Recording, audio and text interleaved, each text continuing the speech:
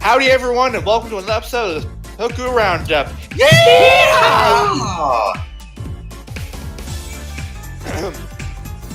Today we are joined by the flamboyant flyer, Flutter Guy 98. Korin! Oh, jishite. The King Crimson, or aka Jordan Crimson, our Scotsman. Ladies and gentlemen, your time has stopped. We are also joined by our recorder, Mr. Dangerous Kurokage X. Hello, Toku Roundup. And of course, there is me, your most beloved overlord and god, Dio 2016. Watashi wa Omada! But I'm sorry, but we still got like a year till August, till Oma Day. Yeah, so? You're not technically Oma yet. You still have to wait till you do your shit what turns you into Oma. What? Time travel, bitch. Time travel, bitch. Dear, but I swear to God, we'll get to the fucking bullshit when we get to the Geo episode. Anyway, so before we begin, we have to cover last week's keyword puzzle, and once again, a massive round of applause to our guests last week, Raw's builds for figuring out the key answer to the keyword. The record last week, the keywords were hope, fanged, and soul. And Kuro, what was the answer? The Golden Knight Garu. Yeah, but Didier, you did give him a big hint by saying you might know the series. No, I never said it. I said you might figure this out. I never said he'd know the series. Mm-hmm. And wait a second. Anyway, DL, go ahead and explain. The keywords were quite simple. Hope is because it's the language. That's the word. The Garo is the word for hope in the old Makai language. Insert Batman Hope joke begins here. with an H, stupid. How did I know you would do that? I did it last week. Yeah. Fanged because that's part of his title. Ongon no Kishi, aka Fanged Wolf. Actually, no. Ogon is golden. Ogon? It's Ogami. You're thinking of as wolf. Yeah. Well, I'm looking at the wiki link here, so sue me! Also, Flutter, technically you are our Ogami because you are the BRB master. Yeah! Oh! And finally, there was the word soul, which was used because his armor is made of soul metal. Mm-hmm. So then, does that mean Garo's favourite music is soul?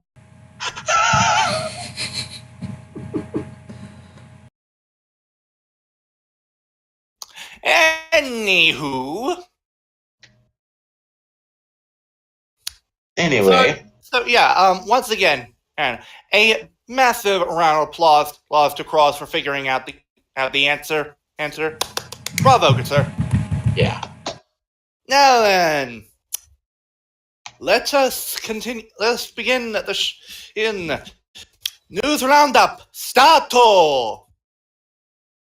And I'm starting us off with the news. For thanks to the preview for this week's would be this week's or last week's? This week's. This week? Yeah. This week's Garo. Geo. Geo. Roundup. Anyway. We know who is going to be coming on our quiz, and is none other than Katsu Hiro Suzuki, aka Sakurada Hiromu, aka Red Buster. Mm-hmm. He, Mm-hmm. he Can is- I place a we all deal? But can I just say something? We all know that they're going to do a quiz show, like they're like a wee quiz mini series, right? Most wide. There's a joke coming, isn't there? Is the main villain going to be a chicken? Get out! Come on, it would be a fake. It would be a nice reference to the fact that when he was in Go Busters, every time he saw a chicken, he'd have to do a freeze frame. Moving Anyway, on. He will be playing the role of Mondo Duan, yeah, Mando Doan. aka Counter Quiz. He will debut in Geo episode 19, titled The Quiz Shock 2040. Mm-hmm. So we go from 2022 to 2040. Does that mean that Kikai is going to be like the 2050s? Hang on, let me check. Let's see here. Oh fuck, you're right. Because remember, there's a code in the Jiku driver. Wait, Jiku Let me driver. check here.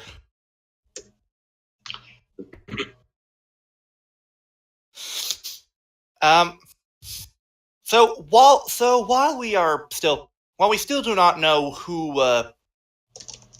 Kai will be, let's start some guesses here. Junior Ikeda. No. I would be more likely to see them get Don Dolgoria because wasn't he technically a mechanic for the Gokaiders? Yeah, but come on. Yeah, but that's too on the nose. Yeah, come on. Let's give Junior Ikeda a chance finally. Yeah. But you do realise he might be busy with his family at the moment. Oh yeah, that's right. You remember he basically just recently announced he had a child he was trying to focus his life on at the moment after he finished Try. Yeah, but here's the thing. Someone else who had a child was still able to do work on Toku. What was his name? Matsuyo Inoue. Yeah. But isn't his child like at least a couple year old by now? Yeah, but look, if Masahiro Inoue can take some time away from his child to do some work for Toku, so can Junior Ikeda. Mm-hmm. Plus, come on, he was born to play a writer. His character in Gar had a fucking motorcycle. Yeah.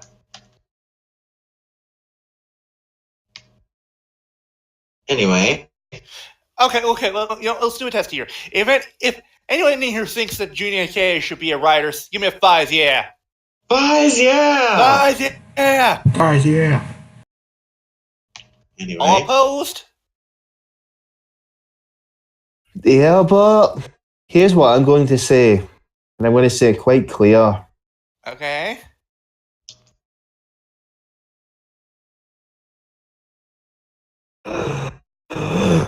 Nice wee deep breath in. Yes. What? Why What did did you you? something like oh? What the hell was that? I was trying to find a segue to disappear because I do not want to cough in the middle of the recording. Oh. Mute yourself for a quick moment. Exactly.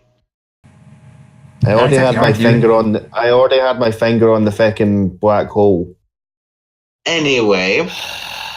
Anyway, but moving on, we have news involving Shinobi because we're not saying goodbye to Rentaro just yet. Flutter, take us away. So Toei has announced Rider Time Shinobi, a spin-off focusing on Rentaro Kagura, aka Kamen Rider Shinobi. The spin-off will reveal Rentaro's true nature, which hasn't been seen in the series. It will be directed by Takayuki Shibasaki. Also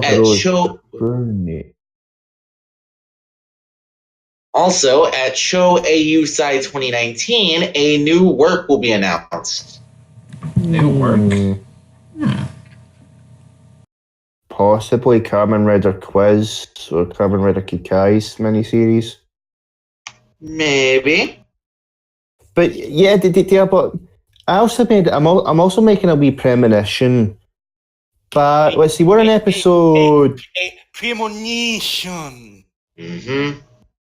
And the next couple of weeks, we'll be starting the 20s of the episodes for Geo, correct? Yeah. Yep. Just to say one thing, what usually debuts around the mid-20s? Oh, Superform. Yeah. Superform's coming. I believe I know how they're going to try and basically apparently the new production that will be announced at Show Eisai will be made available via Video Pass. Yeah, anyway. But Geo 2 is basically going to be... I'm going to call it Kamen Rider Wars is going to make the Geo 2 watch out of fucking nowhere. Let's not go into that just yet. We still need to cover the episode. Yes, anyway. Moving on to the Shinobi. Well, yeah, and this will actually be interesting to actually see 2022 outside of a dream. Yeah, and I'm interested but it says Rentaro's true nature, and all we've seen in the show that he's basically someone who wants to basically give up his life to save people. I'm betting that we're going to get some backstory on him, like proper backstory, like why does he act this way? Yeah, I'm gonna say this right now. I sense a tragic backstory. Yeah, same here. I mean, technically, the actor already has a tragic backstory. He was in fucking The Ninja. I was gonna make a joke about that, but also moving on. I believe. Okay, Kuro, you want to take this or shall I? I guess I can take the next one. Go on ahead. You can talk about the father-son. Mm-hmm. Praise the father-son. Praise the father-son. Anyway, praise the father-son and his body pillow. Hey. That reminded of that one meme that voice sent. He kisses the bottom of your elephant and suddenly FBI agents everywhere. Yeah. Anyway. Okay. Mr. Kuro? Alright. Mr. Anybody wants to hang out with Kohei Takeda? Anyone? That sounds cool. Because, we have an event. He has an event called Kohei Takeda Night. Mm-hmm.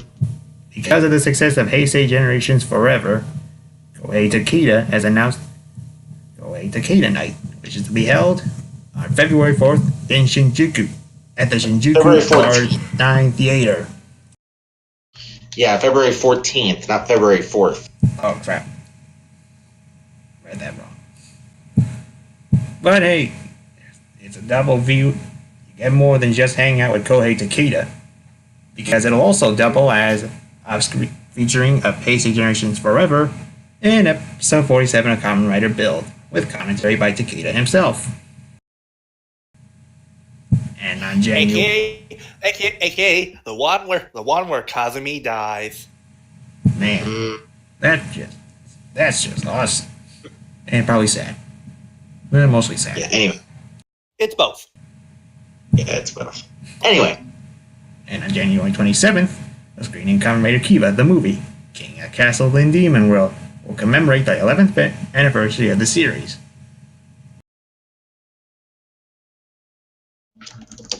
Mm-hmm.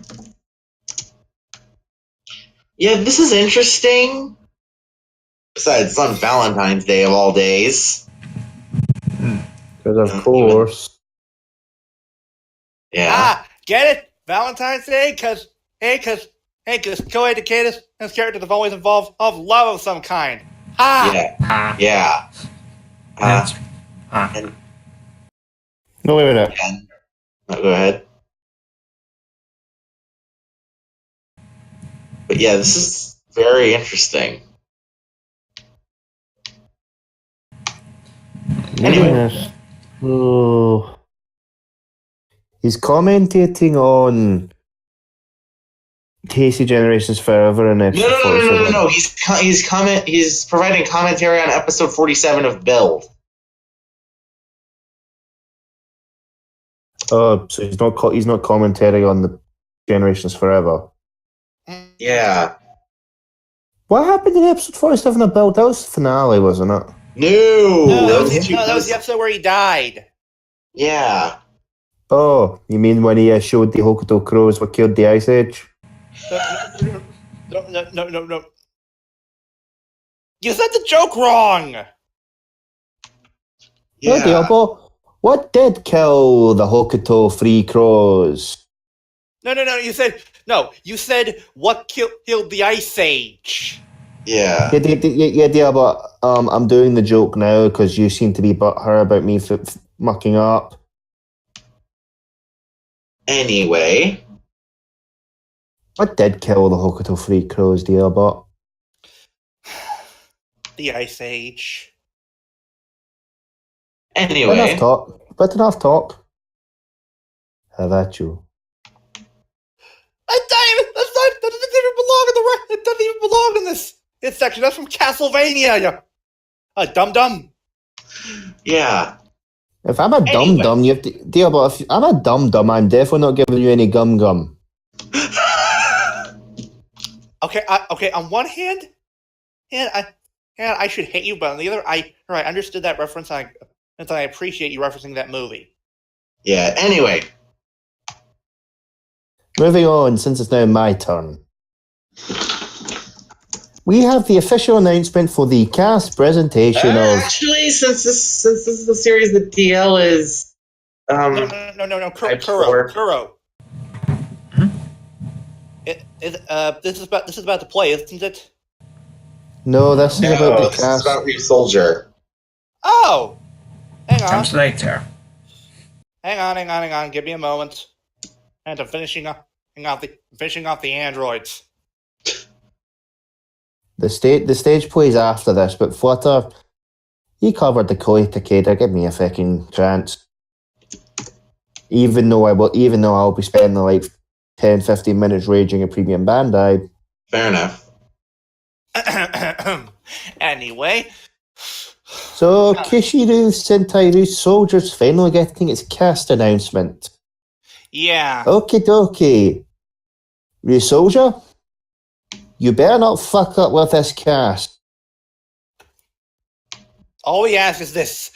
No idiotic red, please! Lord knows the audience. So, it takes so much of it. At the current moment, we have the 20th, 21st, 22nd, 23rd, 24th, 25th, 26th, 27th, 28th, 29th. 1, 2, 3, 4, 5. We have about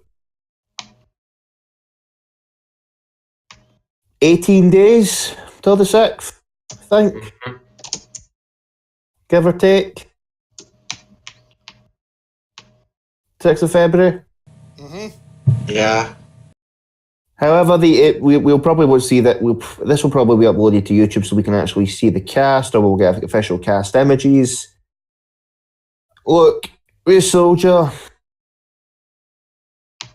you've got soul in your title, and yet it said there was music introduced in the transformation. You better have at least some reference to soul music. Yeah. What? So you've never heard of soul music? No. It's like music like slow jazz and that. Music that really resonates with the soul. Why don't you just say so in the first place? Because I'm saying what's officially called also. But one thing Flutter has forgotten to mention from that article, A lottery in Japan will select 19 random people who basically can come to the conference and be not impressed people. So they basically they choose random people to go there, even though they're not press. Yes. Well, this is not fair. Man, that is not fair. Yeah, but if you lived in Japan, you could enter the lottery and maybe win a ticket. That would be unlikely to happen. But now, everybody, time to move on and let's see what happens when you leave a melon out for a couple of years.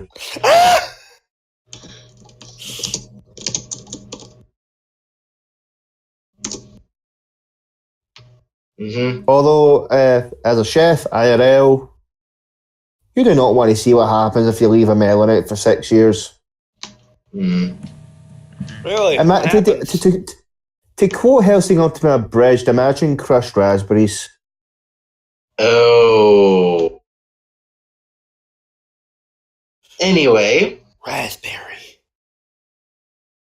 There's only one man who would dare give me the raspberry.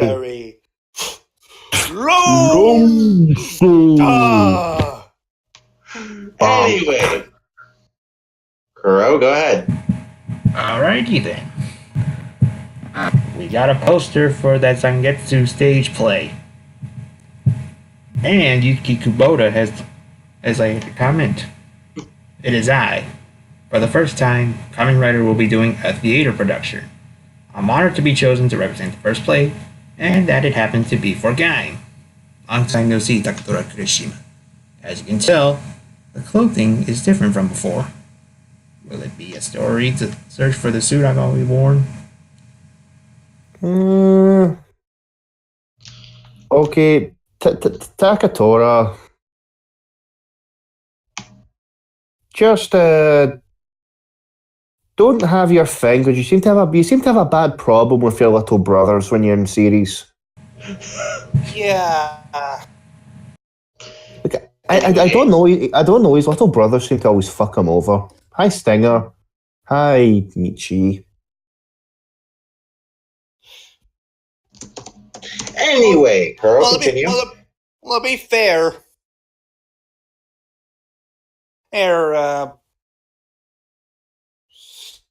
we did in one occasion when with the little brother Takatora was kind of a dick. Mm-hmm. Anyway, Kuro, continue. Also, brother, my brother. Too easy. Anyway, Kuro, continue. And probably the first and last Heisei Kamen Rider theater production. Please come and bathe in the fruits of our labors at the theater. Get it? Fruits of our labor.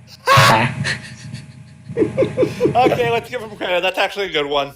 Yeah. No, but the deal about see if the guy that directed Game, there's a certain anime I'd find he'd be absolutely perfect to direct.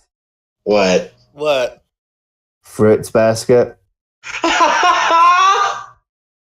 Go to your room. You say that, the elbow, but fun fact, I'm currently lying in my bed. There's my Unicorn Gundam Master Grade, my Shining Gundam Master Grade, my High Grade Kamiki Burning, and my collection of hentai. We're not talking about that.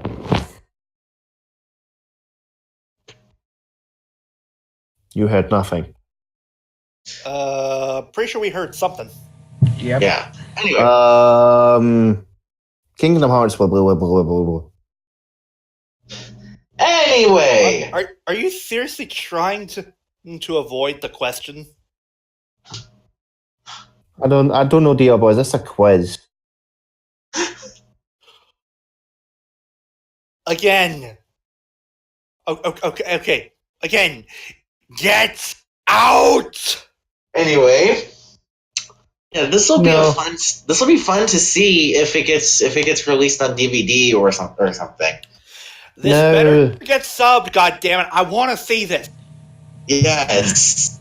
I mean, a Kamen Rider play? Fuck yeah! These theatre productions, if it does kick off, there is one show that would absolutely be perfect for a theatre production, Diabot. Oh dear, I'm scared. What? Okay. What show? Shinkenger.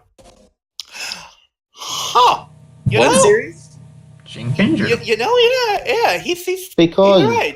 they had right. stagehands. They had a big thing with the whole. Oh, Shinkenger? Mhm. Yeah. Yeah. I'm pretty sure the cast of Shinkenger would love to do a reunion, and it's 2019, 10 years after Shinkenger. Oh, Shinkenger 10 years after, but a stage play. That would actually be. So the idea about you feel old. It's been 10 years since Shinkenger. Okay. Let me say this right now. I prefer we get a 10 years after movie and not just 10 years after play. Yeah, fair enough. But the idea about stage plays can work in this better than the movies because there could be a lot of inside joke. And plus, Yeah, give me a second. By the way, Okay. the Ryu Soldier press conference will be exclusively, the cast announcement will be exclusively broadcast on the Video Pass app, and the press conference will be held at 12:30. Is it? Anyway. And that basically equates to, since they're 8 hours ahead of us, basically very, very, very, very late. I think around 8, very late afternoon for the American audiences, and about middle of the night for me. Yay! Anyway, Moving on to autographs from Shinji. Who wants to take this one? Get in the rider or Hey, Shinji, what's your pilot in that giant robot? Why don't you make a contract? Whoa. boo. Ooh. You know, Flutter, you take this one. Okay. So, orders for Tako Masasuga's autograph print have recently been held, and like Kento Honda's print, they have sold out. They were limited to 300 prints and were sold for 12,500 yen, and will ship in February. Also, Shinji, you are part of one of the most bashed series in Kamen Rider history. Only saved by the good American adaptation. Why are you selling autographs for 12,500? You're making the autographs from fucking what Aquaman's actor look cheap. We could use whales! God damn it, DL. But I'm pretty sure Lanny Patora's out there going, somebody's stealing my shit. Oh, boo-hoo. It's not like Lanny Patora's listening in right now.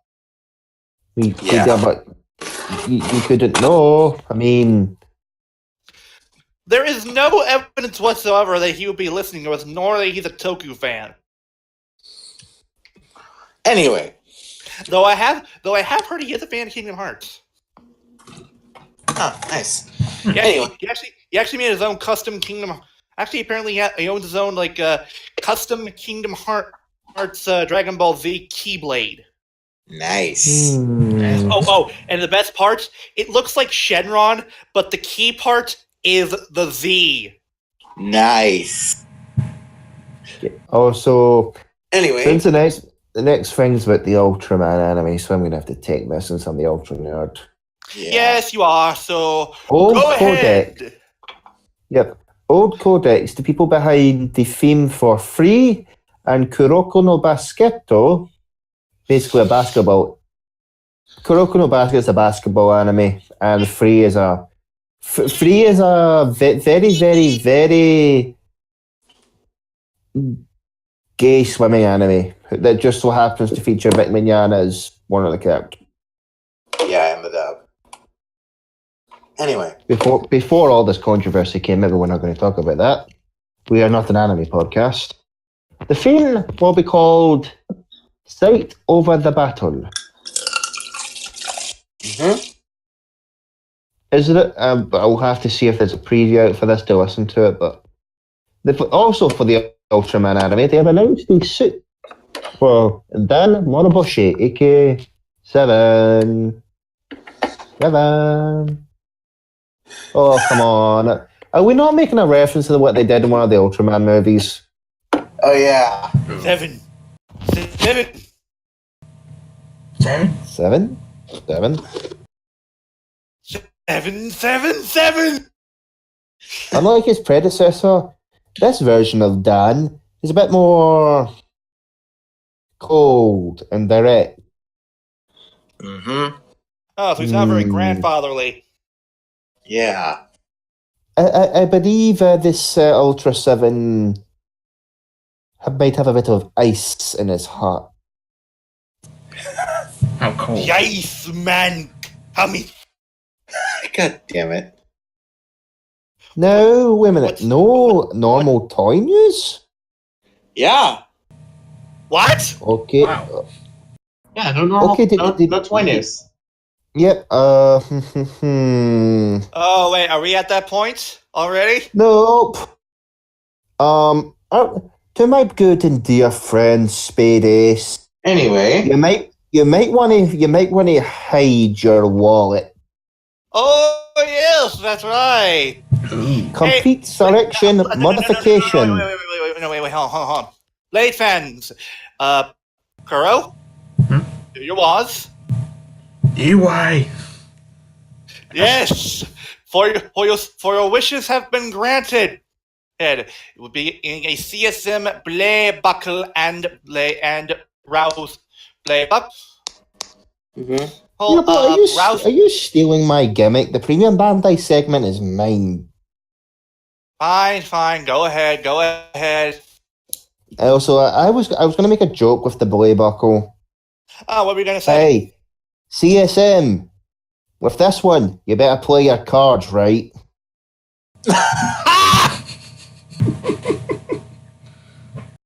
Yep. So we have two sets for this CSM. We have the base set that comes with the Bray Buckle and the Rouse Absorber, which basically is the belt and the thing. And yes, we can confirm it does contain all the cards for Blade. We do not have an announcement that CSM will be doing Garen's, Chalice, or Lengo's shit, but hopefully they do eventually. It's only a matter of time, and also, Because I'm sorry if we get an announcement that Chalice's stuff is coming out, I may have to dip into my savings. oh, fan of Chalice, are we? Yeah, but let's just say I like a rider with a lot of heart. Oh. Boo! And I'm also a fan of bows that can turn into blade.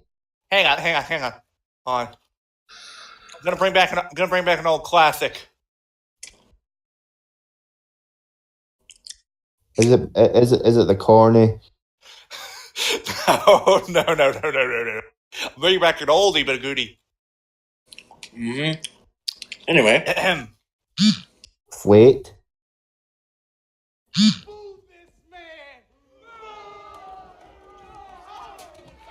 Thank you. I'll be here till Thursday. Get off the stage! Now we have the deluxe edition that comes with the buckle, the absorber, and the motherfucking rouser. Mm-hmm. And will be released on January 25th, which is in...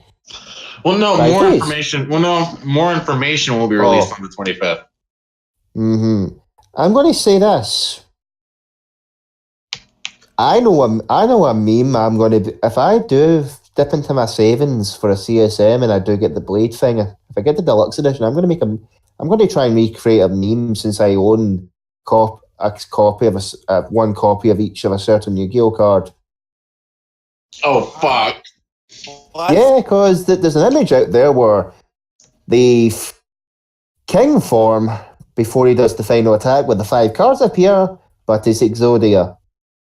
Oh, god damn it! Wow. Spade 10.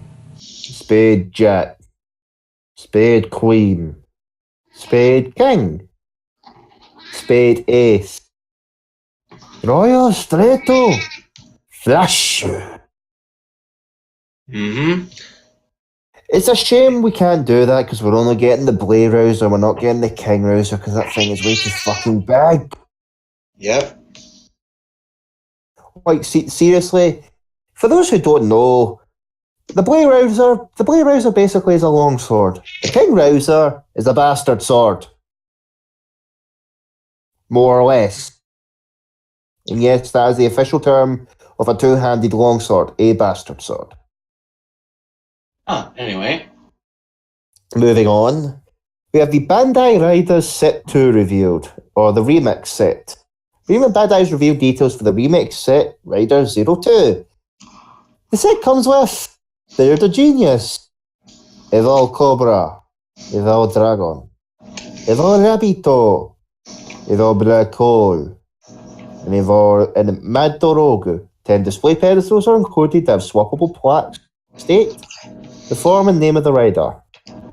The set is priced at 8,100 yen, meaning Okay, it's around okay, $80. Can someone find me an image for this? Bro, send him the image. Give me a second. Post it in the grinder. Give me a second. Probably the best way we can all see these.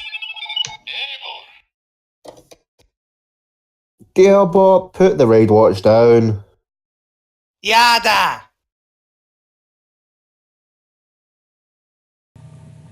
No, if you don't, I will post the image for you.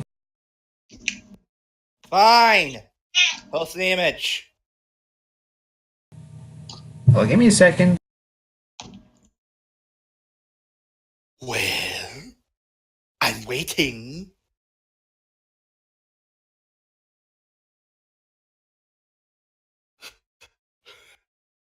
So these Happy remix now? rider sets, Oh, they're chubbies.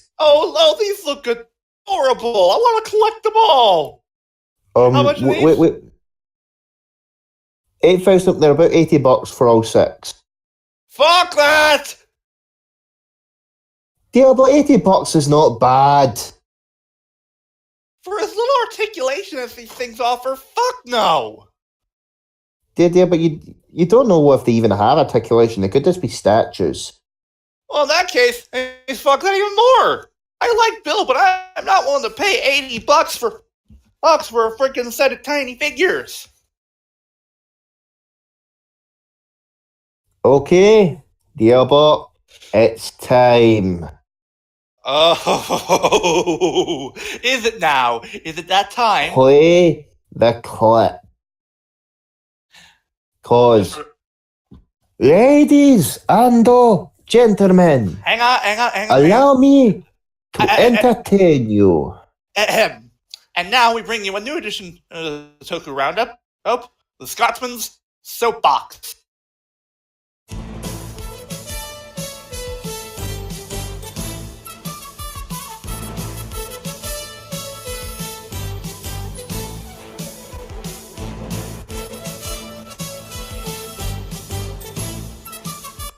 You can stop the music. Ladies and gentlemen, may I cast your mind back to one of the first episodes of the Roundup, where I started my rage against Premium Bandai with the Ultra 7 reading glasses. And I was like, there is no way they can one-up this bullshit. And I thought that for a good year and a half, until now. Premium Bandai. I consider my mind or myself of sound mind and body. A man of high resilience to being angered easily and one to look past small commodities like this. Until now. Premium Bandai. You think that people are going to pay the guts of 40 quid each for a set of silk motherfucking ties based on Kamen Rider, which I have calculated if you wanted to get all 20 of them, people, you would require 86,400 yen, or the equivalent of at least $800.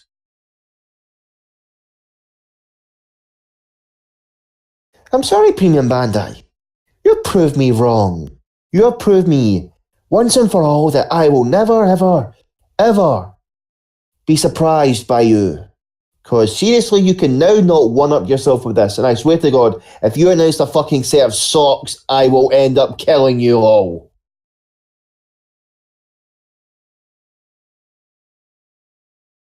Please tell me you guys got all of that. Yep, we did. Yeah. I Okay, heard. good. I can continue. Because I just seen, and I actually looked at the next article. So those DX Final Form Ride watches are Premium Bandai's.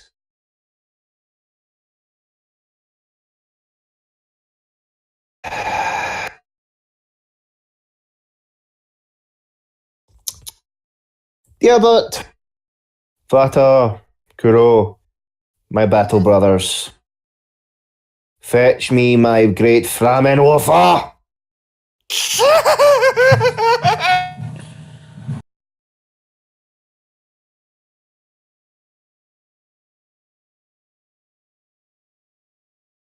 Cause it is time for me to go on what the orcs of Warhammer call a Wah, or as we humans call it, a crusade.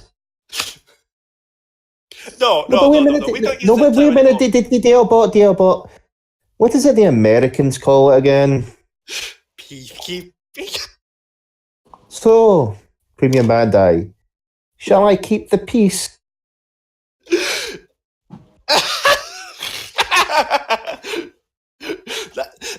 that joke was perfectly timed. Bravo, Scotsman. Yes. Premium Bandai, would you like armor piercing, rapid fire, or double shot? I Pick think your double poison. whammy. Okay, double whammy. Excuse me, I can't quote Judge Dredd as then Star Trek critic still calls him Commander Codpiece. I am the law. The law. The law? Oh, the law. Law. Because Phase 1 Heisei Final Form DX Ride Watch is revealed. Premium Bandai has revealed the Final Form Ride for Kuga with the Ultimate Form Ride Watch, Agito with Shining Form, Ryuki Survive. In Set 2 has Phase Blaster, Blade King, Armed Hibiki. Okay, I'm guessing Set 3 is going to include Hyper Kabuto, Den-O Liner, and Kiva Emperor. Emperor. Wait. Den-O Liner. What's this? What is this sorcery? This isn't Super Climax. What about Super Climax? None of the joke works. Dearbot. Yeah. Den-O fans. Surprise! Bandai remembered liner form is a thing. Yeah. I know. I'm shocked too. Which means Gio will probably get access to the fucking face sword. What? You got a problem with the liner sword? I just don't like the fact it has a fucking turntable with other faces on it. Oh, Dearbot, if I was to ever own that thing, there'd be a lot of bloody punch marks on a certain red face. Okay, I'm all for the Den-O bashing, King Scotsman, but this is a bit extreme. Mm-hmm. Hey. Dear, but we won't see an extreme ride watch till the phase 2 set. Fuck right off. Sorry, dear, but I can't. Because yeah, it's whatever. It's time for the episode recap. Excuse me a minute, I need to go get my bullshit-o-meter. Where is it? Ah, there it is. Okay. Hey, wait. Hey, Scotsman, what does the scouter say about the bullshit levels in this episode?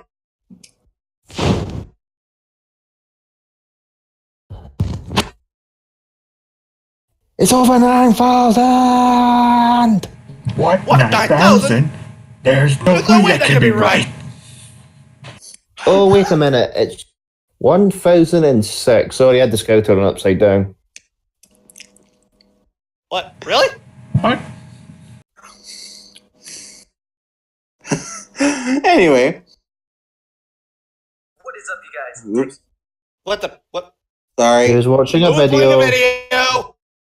I had to restart my Water. computer. I had to restart my computer.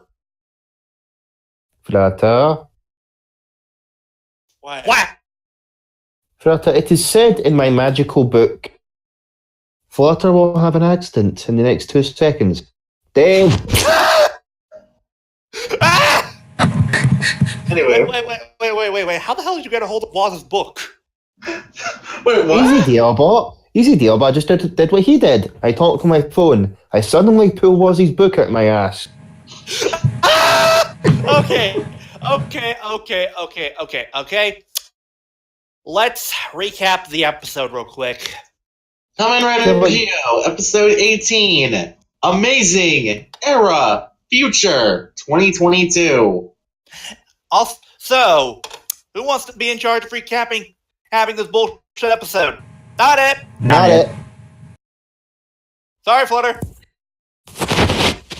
So we Don't worry. Don't worry, Flutter. Flutter, I'll take over for you once we get to the, you want to know what's bullshit? Anyway, we begin with another Shinobi. No, not quite. Remember the recap. Oh, right. Oh, yeah. Where even Waz doesn't know what the hell's going on. Yeah, Waz doesn't even know what the fuck's going on. How can you? One thing I did find funny about this episode with the Waz recap, he's just running in like, shit, I'm waiting for the recap. Yeah. No, I can just imagine. I can just imagine that wasn't even planned. His actor was literally drinking his coffee, and he didn't even realize they started filming the scene. His actor's just sitting there going, When's he turns around? Oh shit! They started recording. Ah!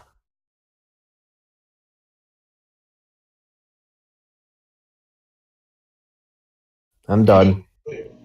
Anyway, okay, Flutter, screw it, I'll do it. All right. So after the recap, we open and with Waz basically with the white Waz with the other Waz or another Waz, whatever. We open with Kamen Waz basically being confronted by Schwartz. He basically says that Waz is after the Shinobi watch, and that Waz won't let him have it. Mm-hmm. And, well, thanks to him, he reactivates the Ride Watch, and, well, another Shinobi gets away. Yep. Mm-hmm. Okay, Query, why didn't you try following him? Yeah, exactly. We don't know. I know, it's because he's a lazy motherfucker. So the white. By the way, I have a theory to talk about after we finish this. Cause you remember how previously, off recording, you mentioned that this new Waz is based off of a movie producer. Yeah. Now, it can technically be said about both Waz's, as there's a kind of thing where they kind of both represent movie producers in a way. I'll explain after we. I'll explain after we done the recap because it will take me a good 5 minutes to explain the theory. All right. Anyway, so after that, we regroup with Sogo and his crew as they're talking about the whole thing with the split timeline, and Sogo, his first reaction is, let's give each Waz a different name to distinguish them. Way to have clarity set there, kid. We have the Black Waz, Oz, and the White Waz. No, I think I noticed when Gates said Black Waz, or as I say, Kuro Waz. It sounded like he was saying Kuroz. Wow. Get it? Funny. Maybe. Also, they do bring up. Waz does bring up the joke later on when he's talking to Owen. He goes, "I'm the black one," and he's just like, "Wait, you won't get that." Yeah. Anyway. Blame him. Yeah. Yeah. But they all realize they should probably focus on the other writer right now, worry about how the White Waz. We then cut to later at night where Rentaro is. Wait, he's outside of the another writer form? Huh. We haven't seen this. Now, before you say anything, we haven't seen this since, like, another wizard. Oh, yeah, you're right. I'm trying to think. Wait. Since another was what the wizard arc after or before? Before. Oh, wait, yeah. Another game we saw outside of his suit. Yeah, but this is a rarity that we've seen for a while now. The another writer's host peering outside a suit, and we actually get some insight onto Rentero's motivations. He wants to use his power to help the weak. Mm-hmm. But we probably wouldn't know the actual before. We probably won't know the true reason behind that till the special also deal. But I'm trying to think now because and we find that somehow Waz traveled to the alternate future to take Shinobi's power. What? How? How could? Yeah. How? Well, I'm calling it right. I'm calling it right now. The Waz from that universe basically said to Schwartz, "Okay, your goal is to fuck over him. I'll take you to find some riders you can use." Anyway. Also, I'm trying to remember now because let's see. The first, what was the? Let's go when we're talking about another riders outside their suits. I think the first one we actually did see outside his suit was another Fies and another Force Essence over the same. Mm-hmm. Anyway, and then after that we had Wizard, then Guy, and we did see Ghost outside his thing, but only when he was killed. Mm-hmm. And we only saw another X-Aid in that one dream sequence. Yeah. Anyway. Mm-hmm. Anyway, so Waz basically tries to get information, and Black Waz, tries to get information out of Ur or Ur. Whatever. It's pronounced Ur, but it's right, Ur. But basically, Ur explains that, well, because Shinobi is from a different timeline, he's pretty much unbeatable. Yeah. Because as we learn, when Gays try to travel to the past, their time machines have a limit. They can't travel to alternate futures. Yeah.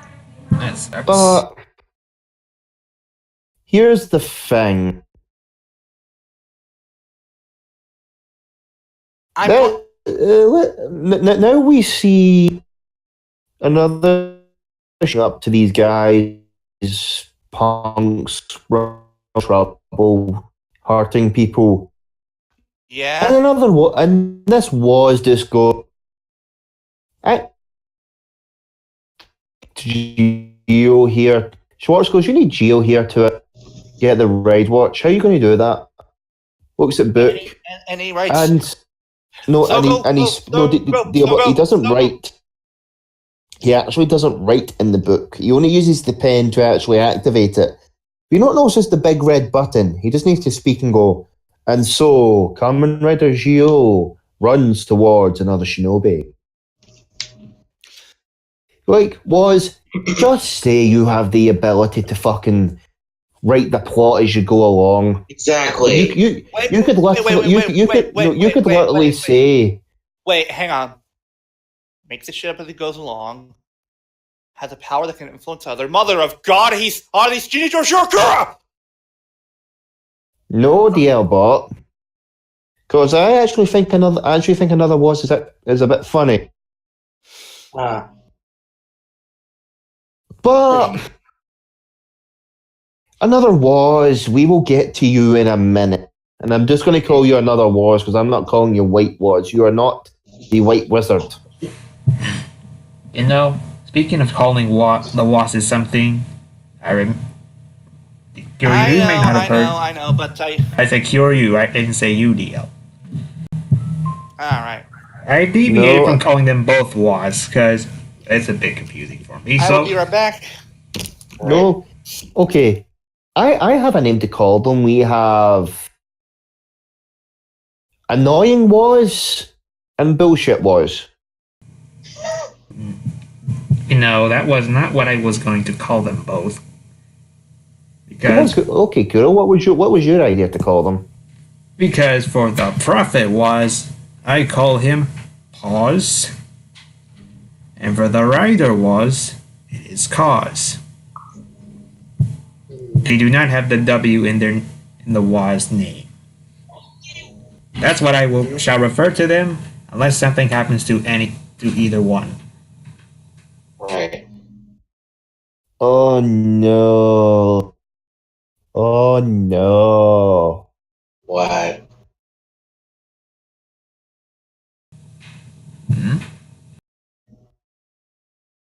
Oh no. What is Victoria?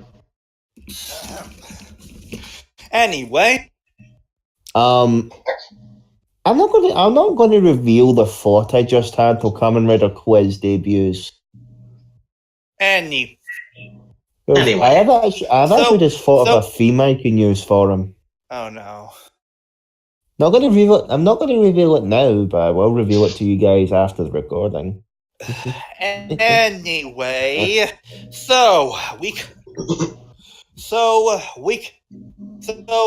after some discussion and with Black Walls about saying this is a bad idea, you really shouldn't go.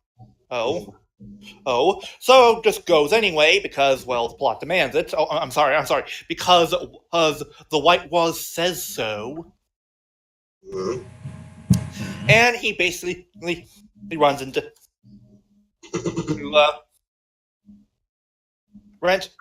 Retro, and Zogo says that he's come to stop him, but basically tells him to believe in his future herself and basically believe that one day he will have the power to protect the weak. So he's basically saying, believe in the you that believes in me to believe in the you that believes in me. Yeah. And when Retro says that he's going to be king, he asks, "Is that something you want?" Yeah. And the answer is obviously no. Right. And excuse me a moment, you guys keep talking. Okay.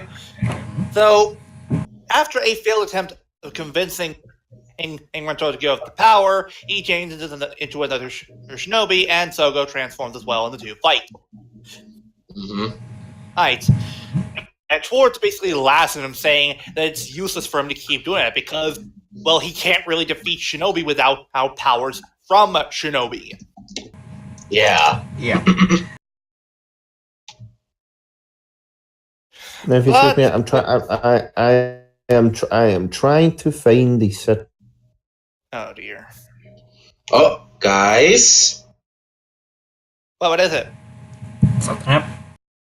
Wait. Oh, wait. Oh, I see. We have an update. We got ourselves an update.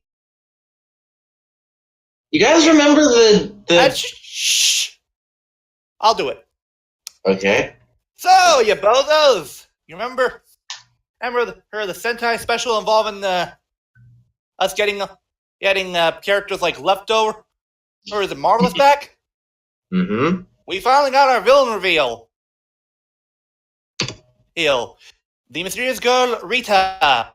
Mm-hmm. And Hello, nurse.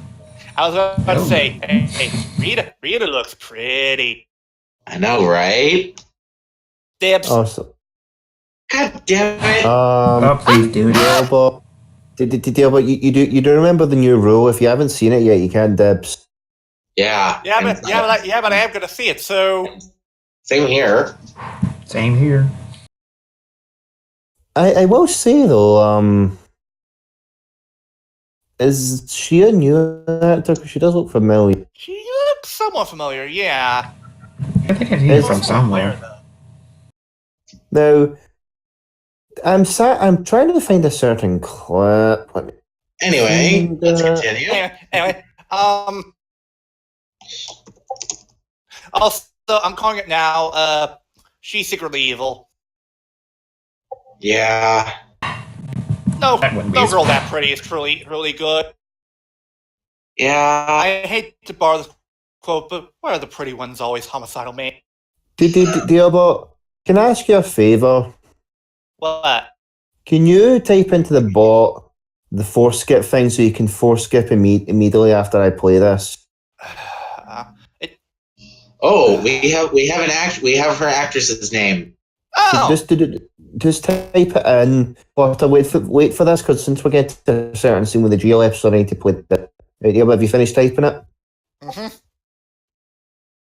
After you hear the bullshit and after you hear bullshit with this clip, force skip it.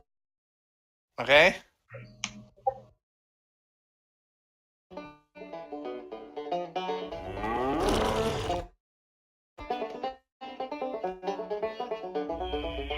You know what's bullshit?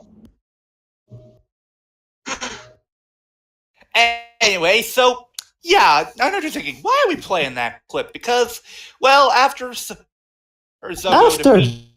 Geo. Shinobi again for a third time. When Shinobi Basically, Schwartz comes in and does his thing where he tries to activate the Red Watch again, but in other words, just goes basic. And now Woz has the another Shinobi watch. And it flies right to him and he creates the Mirai watch. Yeah, Woz, we are calling bullshit. Yeah. Someone get Shiki Baby. Oh, so I can... I can't too. Who is it? Flutter. Flutter's mic is activated whenever I speak. Huh. Weird. Unplug your headphones and plug them back in. You're getting severe audio feedback.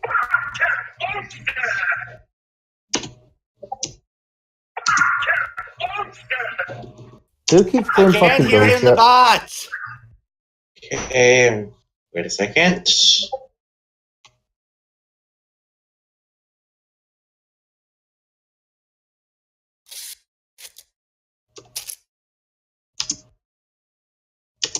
Well, we're waiting.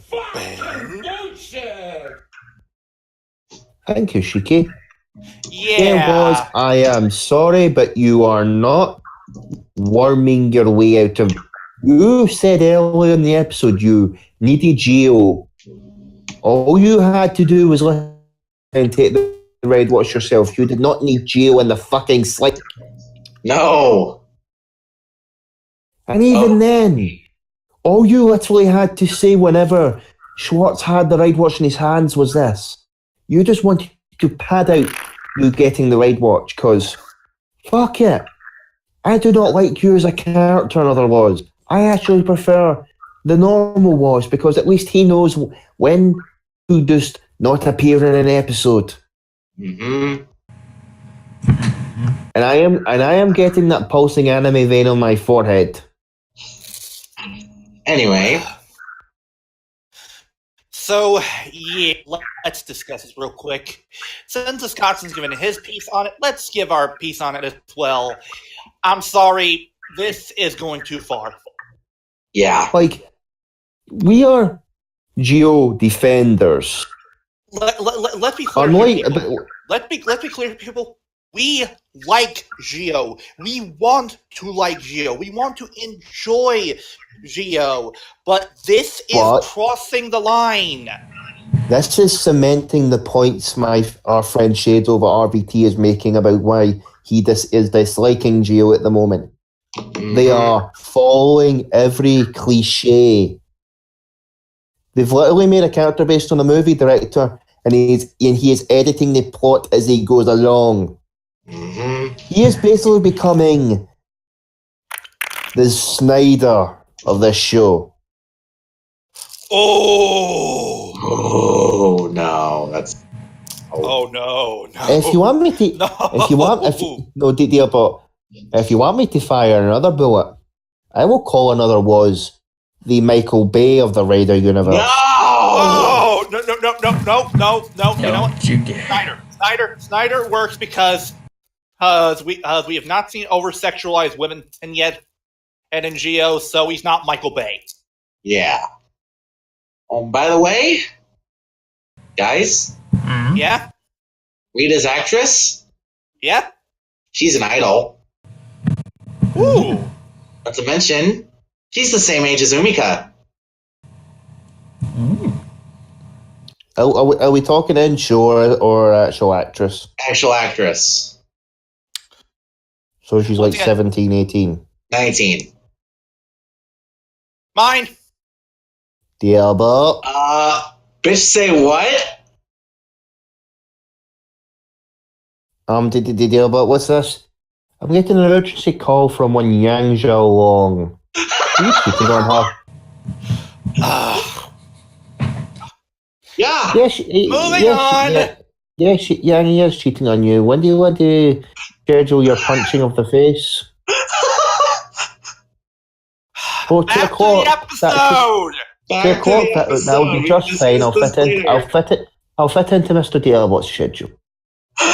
Oh, Jesus. You do not speak for me! Listen, can I please put you on? May I please put you on hold? Mr. Diablo is having a problem with a guy called Was. Okay. Okay, Southman, enough. The gag's over. Keep going, and I'm sending you to the black hole. Oh, but I like being your agent for a while. I mean it. Send me a link to her. What's the name of the actress? So I can actually see if she's been in anything else. Other Rina than being an agent. Asakawa. Rina? Or Nana Asakawa. Nana. That's There. Wow, as soon as you Anyway. type her name into Google, you get a reviewer. Hello, no. Wait. Hello, nurse. Wait, what? If you type in her name on Google, it comes up. The Let first me bit see you if this is and then actually her. Dang. Oh my fucking god, it is. I believe, in the words of Noel, ooh la la.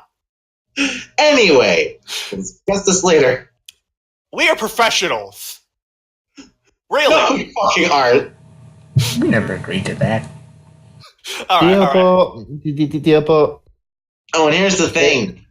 She started working when she was 13. Interesting. Anyway. We were talking about some weird guys with clock faces.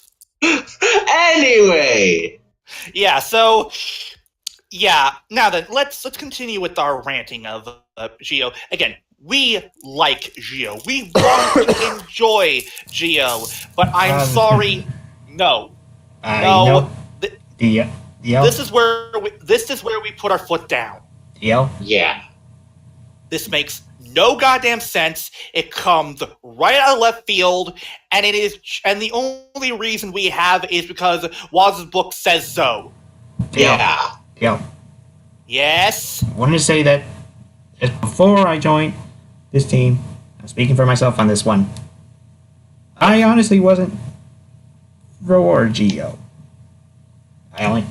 It just made me bored, angry, and I just didn't want to watch it anymore.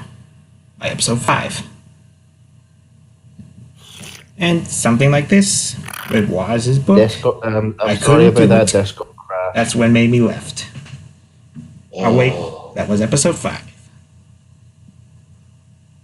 I kind of realized to myself, this is not going to end well with Geo, so I bailed out. And then I got here. Man, oh man, Geo. What are you doing? Yeah. What is wrong with you? Oh, God. Diablo, check your direct messages. I'll give you some material. Oh, Jesus. Oh, very nice. Thank you, Scotsman. I'll save this for later. God damn it. I don't know. What's the matter, Floaty? You mad, bro? Did he just send you gravure pictures of Rita's actress? Because guess Most what, likely. everybody? To quote our good friend Spades, God bless graphic. Anyway. Gentlemen. Oh yeah, back to Mr. Billy Shit. I'm sorry, you were a cool writer. This whole gimmick you had going was alright, but when it comes to these major ass pools, I'm going to say this. You either explain your book or I take said and stick it up your ass. No. What you do is you smack him upside the head a few times with it. You give it to Lady K for her to smack him upside the head a few times with it, and then you shove the book right up his rectum. Mm-hmm. No, but here's the thing. I wouldn't give Lady K a death note. Oh, Jesus. Because that's basically what this thing is. It is an electronic death note. No. Yes, it is. No, Scotsman. Here's what you do. You hit walls of the book a few times to shatter the screen, and then you hand the book to Lady K for her to smack him a few times. But even if the screen was smashed, the thing's voice activated. Then break the damn microphone. Also, that's one thing we did not bring up in this episode. Was torturing her? We did last episode. Was that last episode? Or was that last episode? I thought that was this episode. No. No. Oh, dude. Oh, I'm getting confused. I don't know. The bullshit is just mixing together. Yeah. But look, here's the thing. They could have easily fixed this if they said Rentaro's determination helped Waz create the Shinobi Ride Watch. Something along the lines that would imply that Rentaro's actions or Gio's actions helped create the Ride Watch. Exactly. Not for the fact that Waz created it right the fuck out of nowhere. Exactly. But while we are discussing it, let's at least talk about the form itself. I like it. I like it. It's I'm guessing we'll stop doing the calls from back when we did build. We've stopped that. We stopped that after build. Mm-hmm. And you're interrupting me, dude. Because most of these involve singing. Yeah. Well, I mean, no, we're not doing that. No, I mean, Wazzies are just him saying futuring Shinobi, but... You know, you're cutting me off there, dude. Crimson. I'm gonna say about the form. It's a change of pace from the rider armors because it's not entirely covering wise. It looks pretty nice, in my opinion. Yeah, it's essentially he's just replacing the head, the chest, and the shoulders, which is interesting. And I love the fact that it has the ninja scarf on there that's also tethered. Right, it gives it a nice look. Yeah. And well, And we see that this form actually gives him all of Shinobi's powers, including disappearing into shadows, such like that. He can even do some of his Nimpo attacks. Mm-hmm. Yeah, and we also see the Jikan de Spear here have another mode, a sickle mode, which I like. Or there's explain the reference for Pikamakiri. No. I also love the translation. It's overly sickle. I'm pretty sure it's supposed to be Yari mode. Yeah, but the deal about there is a reason why they gave the ninja form a Kamakiri, which is it's Kama mode. What? Yeah, but what is it? It's based on a Kamakiri, a small sickle.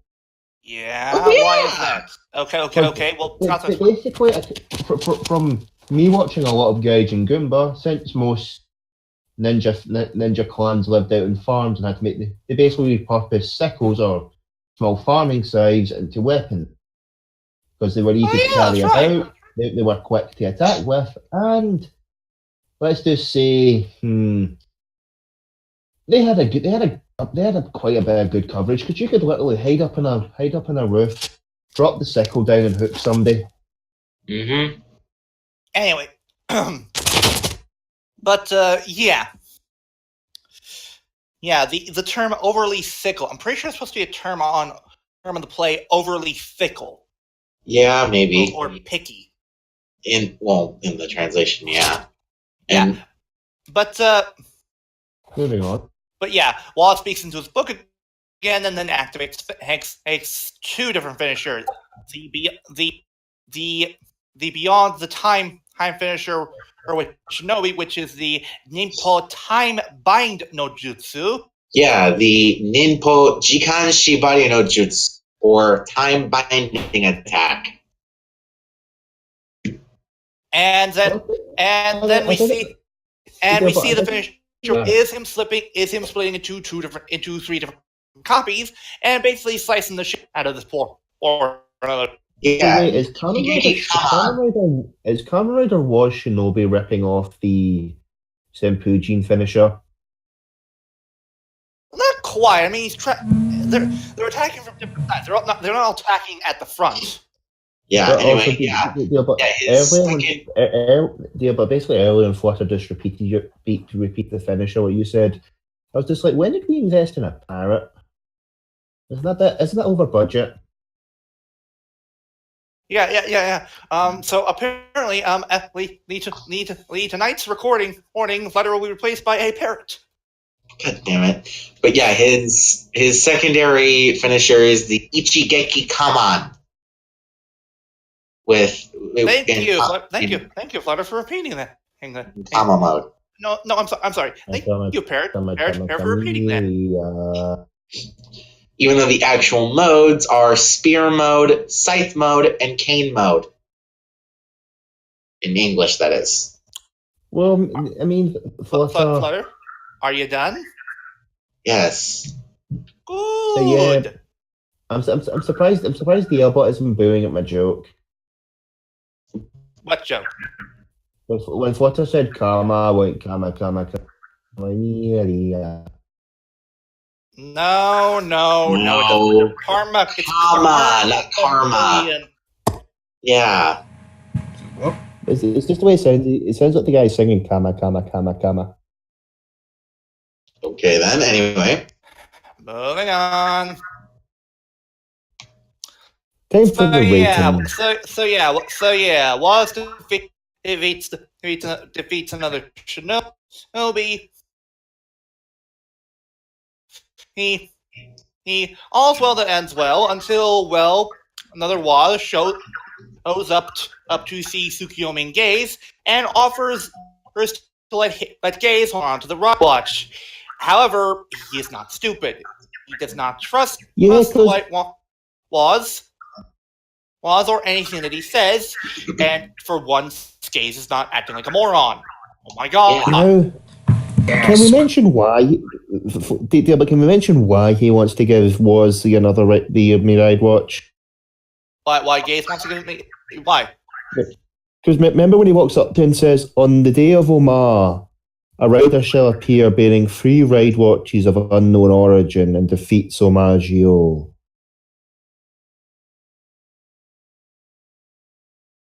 His little premonition for Gates' revive appearing. Yeah. Like, Gates, we know you're probably going to end up being a semi-decent character by the end of the show. And I'm pretty sure since we haven't seen any scans of Gates, we haven't seen any scans of this super form for Gates, but... Yes, we have. No. Oh, in series scans, okay. Silhouette. Yeah, in toy scan, in series scans, right? Those are toy scans. Anyway, we've seen an in series. So we've seen an in series set photo of GO2, meaning that's going to be appearing soon. I'm going to have some things to say about that motherfucker. So, as Kuro calls him Kamen Rider Rolex, we'll say this guy's going to invest in another. I didn't call him Kamen Rider Rolex. I said gold Rolex. He calls Omagio the gold Rolex. Oh. Yeah, that's what I said. Gold Rolex King. Not Kamen Rider Rolex. Okay, moving on to our final thoughts. My brain is currently going to... Okay. So another one the use is the Shinobi Hour to disappear into Flutter.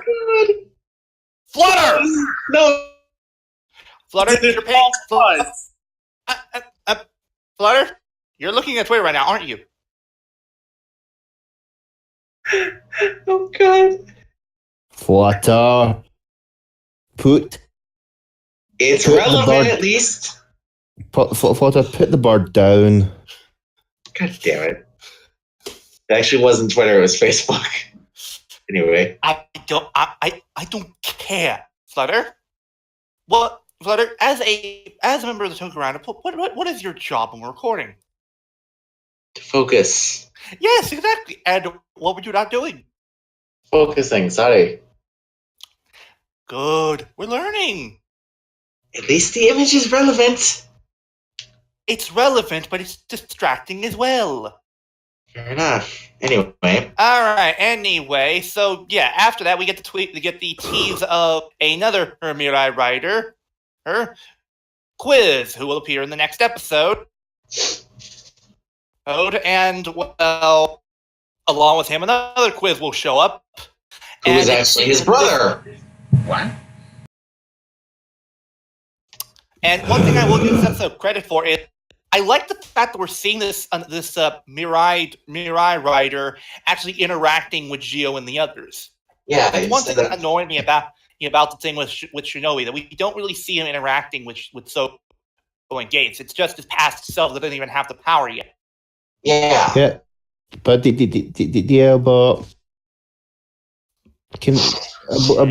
believe there's a joke we need to make since Flutter mentioned that another Quiz is his brother. No.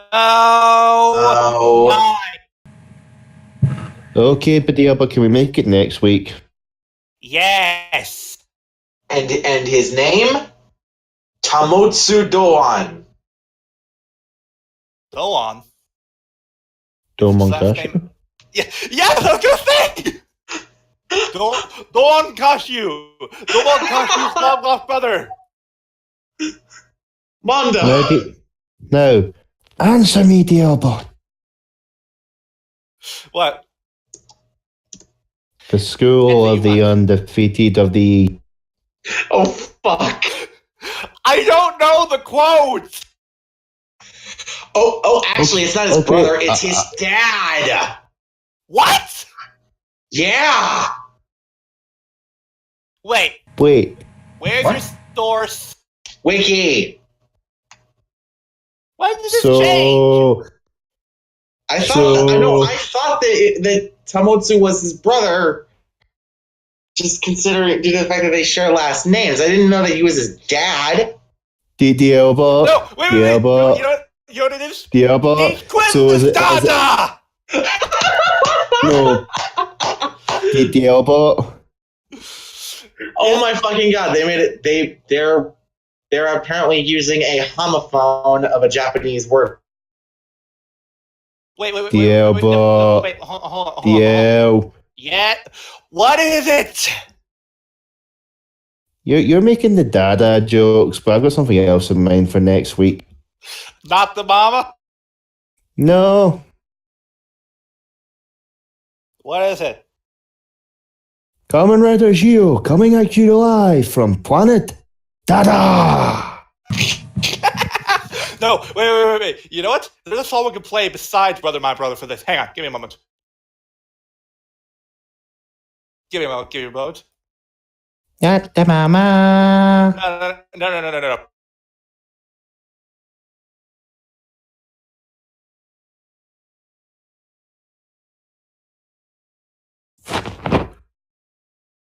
Hang on.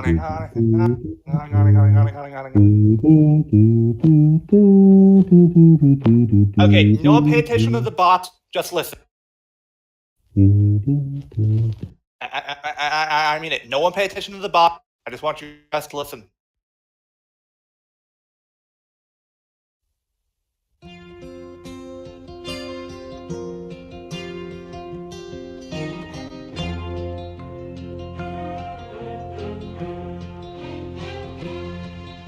A child arrived just the other day. He came to the world in the usual way, but there were planes to catch and bills to pay. He learned to walk while I was away, and he was talking for I knew it.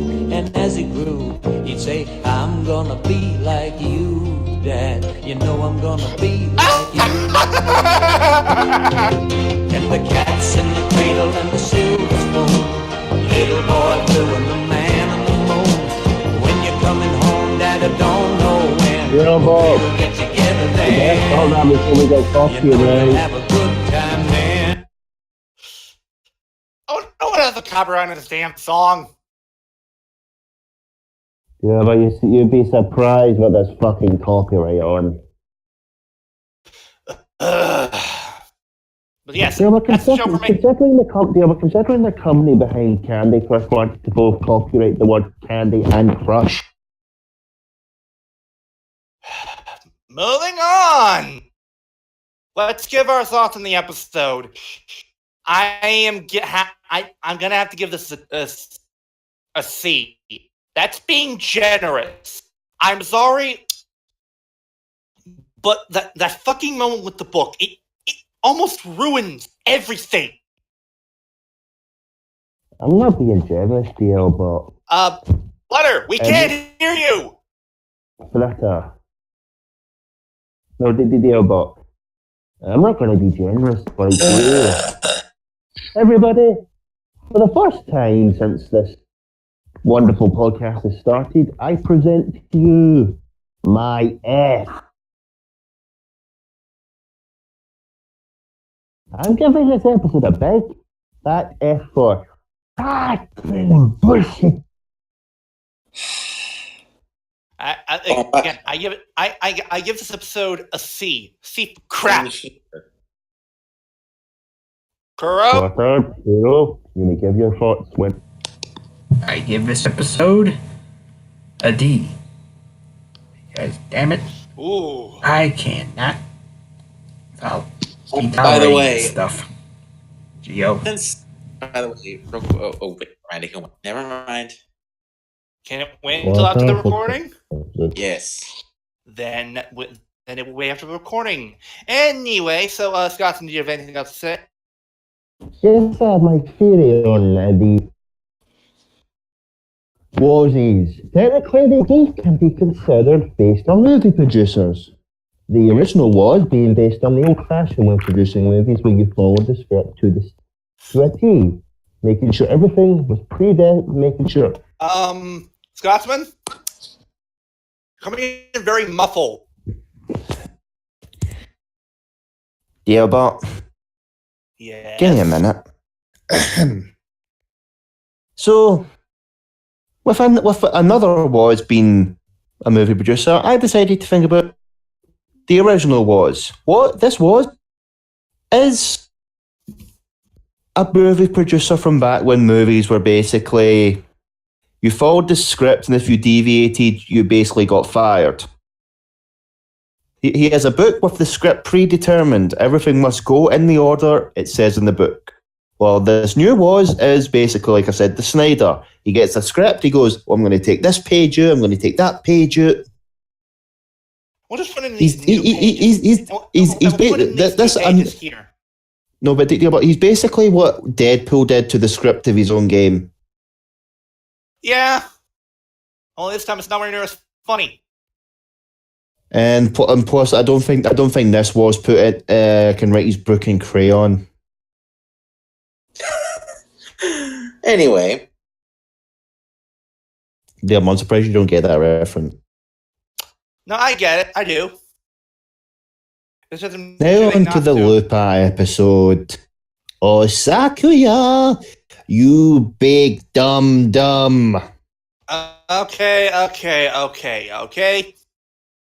Let's just get this over with. We open the episode with Kaito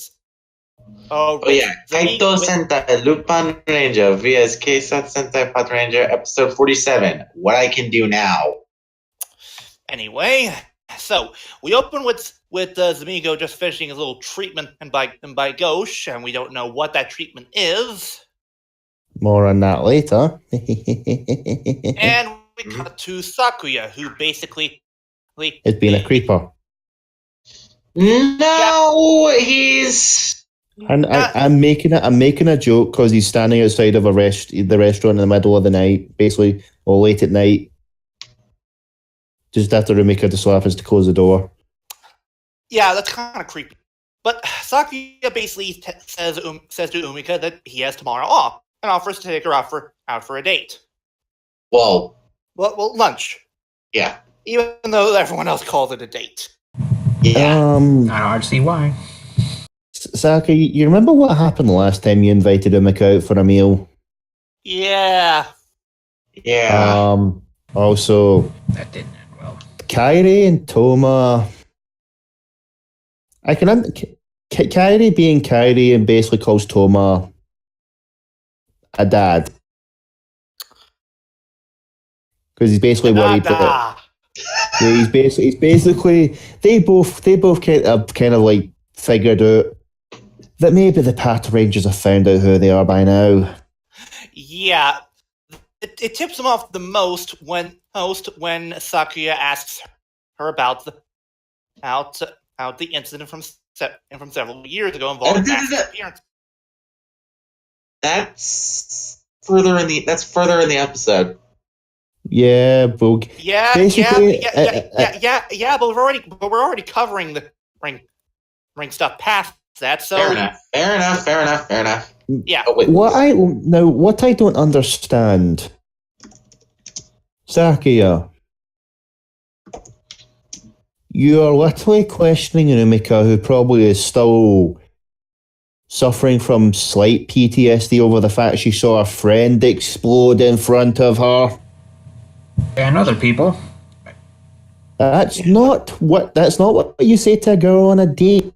No. Yes, I will agree with Sakuya. Whoever's doing Umika's wardrobe knows how to make her look cute.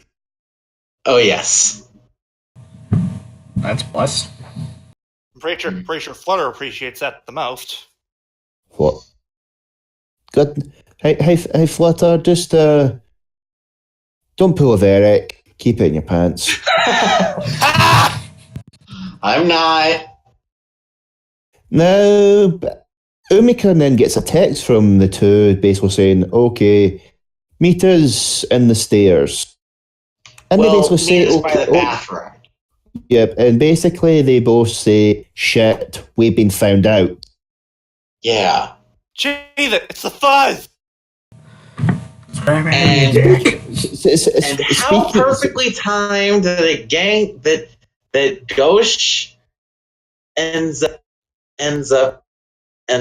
on the scene. So somebody Well, I mean, also gets to be- earlier in the episode, as the robot said after Zamigo's surgery, Gosh says now that she's had a bit of fun with Zamigo, she feels like she wants to Cut something. go out and have some fun with her scalpel. yeah. Which we Anyway, yeah. later found out. And we later. Kyoryu, we'll get to that. Can I just make a joke later involving her scalpel? Yeah, okay then. Her Anyway. quote unquote scalpel. Anyway, yeah, and Sakuya gets called by Jim saying that he needs to be on the scene as well. Which cuts the date short. Again.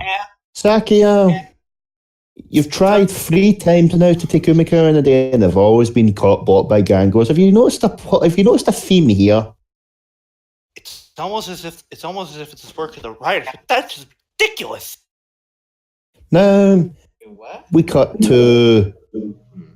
Now, after Sakuya leaves, look who shows up on the scene. Our good old ice-eating Mexicans, amigo. Met a lowland snipe. Lowland Snipe.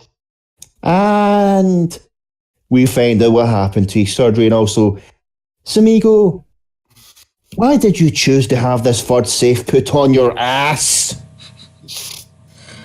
Okay, technically it's not really on his ass, more on the skirt piece on his. He's on his back. It's nearly his fucking deal, but considering the piece she put inside, it's kind of ironic she put it near the ass, because, well, look, it's the fucking, what's his name? It's Shosetsu the dress Sure. Yeah. from a very shit series. But yeah. Turns out Ghosh gave him a third safe with a Lupin collection piece. Mhm. So Flutter, now he is a and what status Flutter, trooper.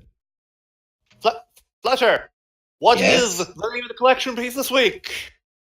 Wait, what? Collection What's- piece name. Go. We actually don't have a name yet. What? Yeah. What? No name? Give me a Its name second. isn't even said.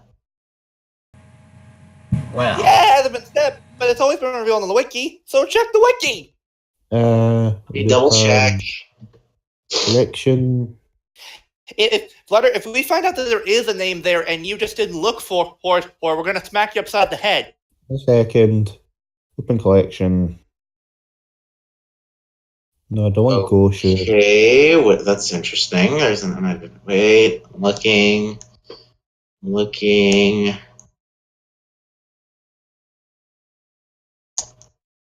Open collection. Nope. Not even in the list. What? Yeah, it hasn't even been added to the list. Why? Good question. guess they just want to keep us guessing. Yeah. However, there's actually a unidentified. What? And what is, does the other collection piece have anything to do with the current standing? It's the collection piece that Toma gets in the opening. Hmm? The clock thing. Yeah, what about it? It's apparently the Shuriken Ball? We know about that! What? We knew about that from episode 1. Ah! Flap, flap, flap! I definitely deserve that. Give me a second. No, wait, Flutter, I think you deserve a hug. No! No, wait, no. You know what? No. I'm not going to give you a hug.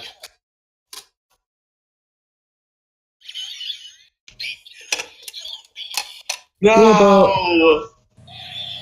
Uh-oh. Yeah, but I'm going to check something quickly. Yeah? You guys continue on. I'm going to do a bit of research. Give me a moment, Flutter. Flutter, I'm sorry, but for your insolence, I must sick the zombies. Ow!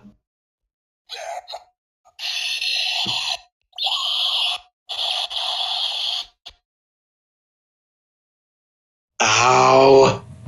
Have Dang. we learned our lesson? Yes. Good. Now then, yes, the Amigo received a new collection piece, which is essentially the Choda Shuriken, but now it's painted purple and looks like it has bubbles on it.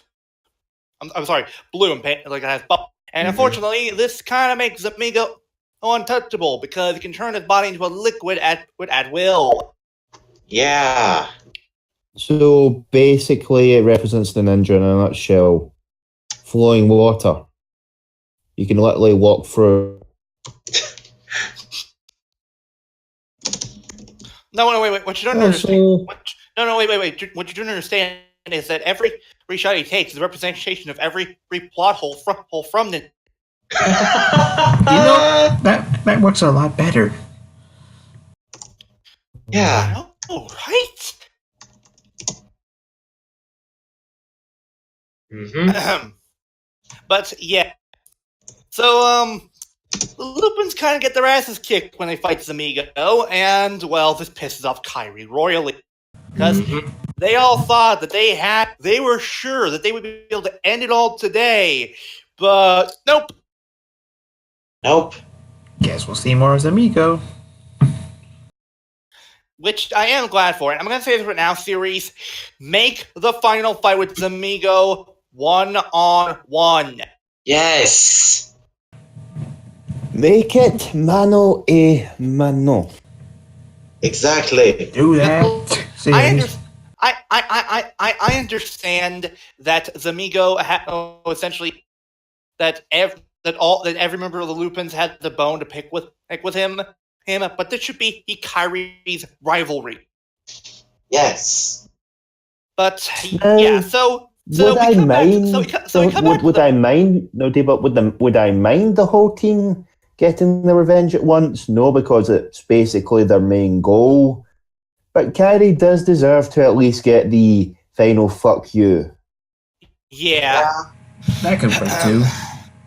So anyway, we cut back to the Patos, and we find out that the gang that was attacking was Fudaman, and then Ghost shows up. Basically, now can I make a joke here? Go ahead. Looks like Ghosh has decided to practice medicine. Boo!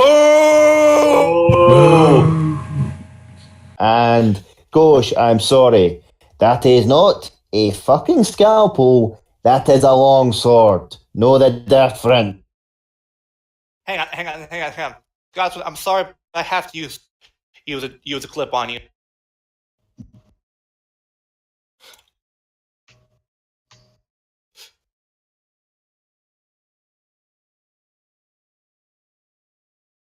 Okay. Hang on, give me a moment. Give me one moment. Here we go. Found it. Scotsman, that joke earlier. I'll bring back another classic. Man, you corny. But but I can also draw another parallel with Ghosh and the medic at the moment, because what did she do? She modified Zamigo like the medic did in his intro video, and she made Zamigo bulletproof.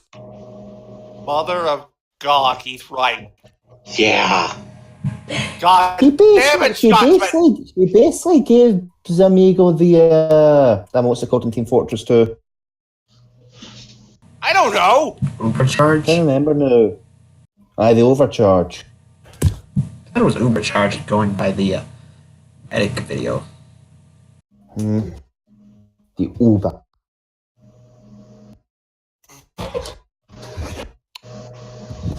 But yeah, Gauche fights the Patos, and well, she kind of kicks their asses. And when Noelle tries to steal her collection piece, she switches it out for Saba? Yeah, Yako Shinken. Oh no, wait, I'm sorry, it's a new collection piece. What is our collection piece called this week? Big Flutter? Oh, fuck, I'm trying to remember what it was called. This is why you have the Wiki! This is why you have the Wiki! The Wiki page doesn't have that either! I'll check the episode right now. Alright. I have it up.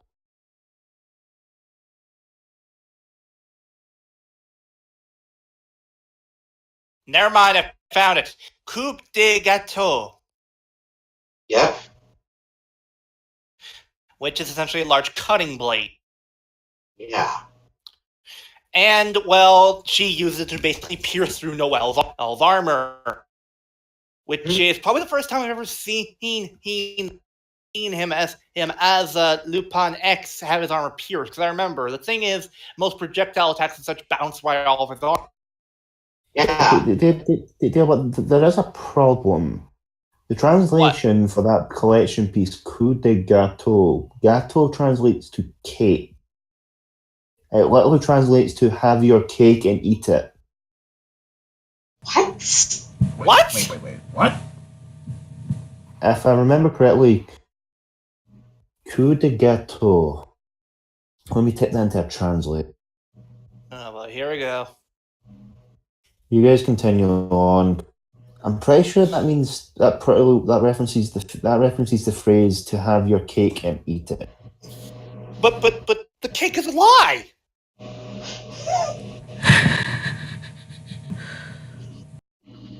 What? It's true. Portalo's taught us. The cake is a lie. Well, I've typed it into Google Translate. It translates back to cake shop. Okay. That translates from French to English. So Weird. maybe something to do with Anyway, cake. so yeah, the Patos try and fight off Ghost with this new collection piece, and well, they each get their asses kicked hard.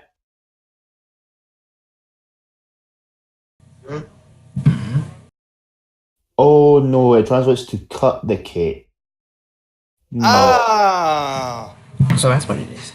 No, cut the cake. How's Also, we forgot to mention there is one bit in the fight where Kara goes really badass by stealing the fucking shield from Toma and trying to use it to fight Zumigo Sola. Yeah. That was Which admittedly gives us- kind of awesome. Which gives us Super Lupin Red Scissors. Even though he doesn't really have the boomerang, though, but Hey, you take what you can get. Mm-hmm. But yeah. So yeah, after Ghost basically demorphs all the Patos, she questions on who she should cut up first. Pato Ren Ichigo, Pato Ren Nigo, or Pato Ren Sanga. Oh, stay the hell away from Tsukasa, you bitch. However, Noelle, in an act of heroism, gives himself up to Ghost willingly, saying, yep. in turn gives Keiichiro Siren Striker. gives Sakuya, the Cyclone Dial Fighter and Fire. X-Train Fire. X-Train Fire. And the Fire Trigger Machine. Right. And finally gives Tsukasa his X-Changer and next train goal or trigger Yeah, machine. No, it is no. The X Changer has the X Train, so yeah. Anyway, but Gauche basically ties up Noel. Well, with those little things on her arms. I think it's supposed to be he bullet belts. Ah, And she takes him back to Dugrania. yeah. Where we now get Dugranio's classification. He is a status segurdo. Physical protect. In other words, Dugranio ain't wanting anybody. Yeah. Dugrania, not only has the status gold safe, it's protected by the chains. However,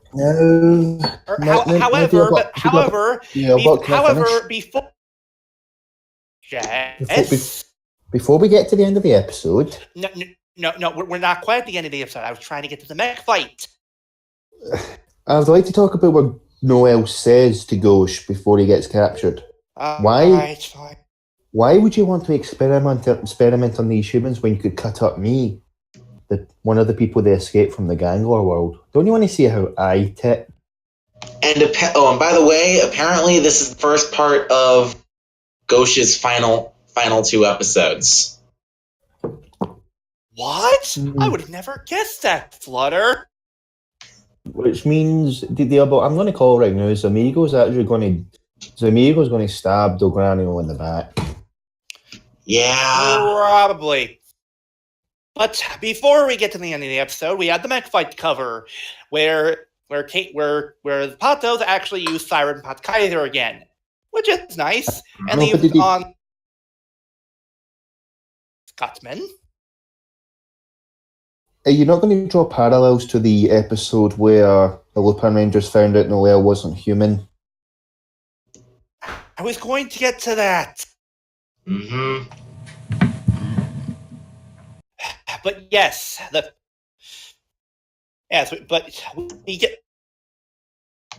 we get the mech fight with the Patos and a Golem. Yeah, this is the last one that Destra had, and it was modified by fucking Gauche. As Gauche states, this is Destra's last fuck you. Yep. And the Pot Rangers are oil pissed and take out their anger on this Golem. Mm-hmm. This Goron, yeah. And they then use Siren Pot Kaiser to kick his ass even more, and then use the finisher. However, I have a feeling that the thing is, you say to draw parallels from the whole thing with him not being human. I don't think that's why. I don't think that's why they're angry. Yeah, I doubt that's why they're angry. I'm not drawing parallels with when the reveal happened. I'm drawing the parallels with the mech fight where they just get royally pissed off. Yes, but here's the thing. It's clear that the reason they're pissed off isn't because of the secret. No, I'm just saying that basically Noel did something that basically pissed off both teams. Okay, I get it. Didn't want Noel to give himself up. Yes. The reason why they're pissed because Noel basically gave himself up like that. Yeah. Instead of trying to fight like a man, but he's French. He waved the white flag. Okay, let's not make jokes about the sacrifice here. That was noble as hell. Yes, it was. Yeah. Noel could have easily left them to die, but he didn't. Because he's learned to trust them since then, and it was good on him to do that. Now then, so yes, that's the. So yeah, the episode ends with Dogranio being brought before him by Gauche. Mm-hmm. And I will admit, the one bit where Noel just looks at him with fury and anger, and we basically just see one of the final shots is Dogranio just in the reflection of Noel's eye. I love that imagery. Same here. I want to also notice one thing with Dogranio. He's never once referred to any of the filthy humans like the other ones. He actually gives them. My He gosh, actually you're calls. right. He's giving X some respect for how he's basically been able to topple his entire operation. Mm-hmm. Yeah. So speaking of, let's talk about the next episode. Where essentially Noel's going to break out. you done? Yes. You kind of been doing that the whole episode, dude. Yeah, anyway. That's getting annoying for Joey. Anyway, go ahead, Yes, Neil. but next episode we see that the Gangler had the idea to basically give X a public execution. A trope that we haven't seen since the Showa era. Actually, no. A trope that we haven't seen since fucking Gao Ranger versus Super Sentai. Mm-hmm. Anyway. And Shock of Shocks, he's hanging on a cross. There, the Shocker.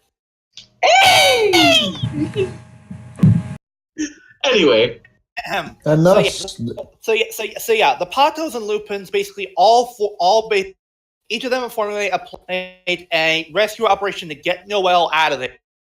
But the kicker is that Dogranio demands one thing from the thieves: to show to take off their mask and show their faces to the world. Yeah. And before you say anything, oh, this is just a cop. No. This isn't a cop out. This is really happening. Episode 48 is even titled "The Face Behind the Mask." Mm-hmm. Meaning the secret will finally be out, and the Lupins will finally be exposed. And holy shit, this is going to be amazing! Yes, it is. We got something to look forward to. This show is definitely picking up some speed. Mm-hmm. Hell, this is the first time that the Lupin Rangers even get to like. This is like, and the wiki even states for the episode that this is the first time they're seeing Dogranio. Yeah. Because only the Black Rangers have met Dogranio at this point. But the big question is, but one must ask the question: why? Why is Dogranio interested in them basically revealing themselves? There's something else going. No, wait a minute. This isn't the first time Red has seen Dogranio, the movie. Technically, yes, but it's the first time they're ever truly confronting him. Yeah. Can I call one thing? As soon as they reveal their faces, I bet he's going to cut to Mika's father, and he's just going to go. His jaw's just going to drop. Yeah. Yeah. Mika's father. We might actually see Kyrie's parents if they're still alive. No wait, did they reveal if they were dead? Here's the thing: how the fuck is Kogure going to Rex's? How is Hilltop going to react to this? Because remember. To the world, which means that the GSPO is also going to find out. This ending is going to be very bittersweet. They'll definitely rescue Noel, but they'll basically be on the run afterwards. They're doing this at the price of their identities. Not just their identity, but their safety. This means they will essentially have to go up. This means they'll have to run away from their home for the past few. They have to leave Gerrare for the last 3 episodes. They'll have to essentially be on the run and never really stop running, because the GSPO will definitely not stop chasing. Right. Yeah, at least give us something interesting. So, in contrast to the bullshit of the G episode, we get a really freaking good Pot Ranger episode. Yeah, we get a really good Loop Head episode, yeah. And honestly, this was a good episode that balanced both teams. Yeah. They both got equal amounts of screen time. That's rare. Sure. Now, the thing is, Sakia and Tsukasa are the only ones that have seen what Dogranio can do, so are we going to see the So has Keiichiro.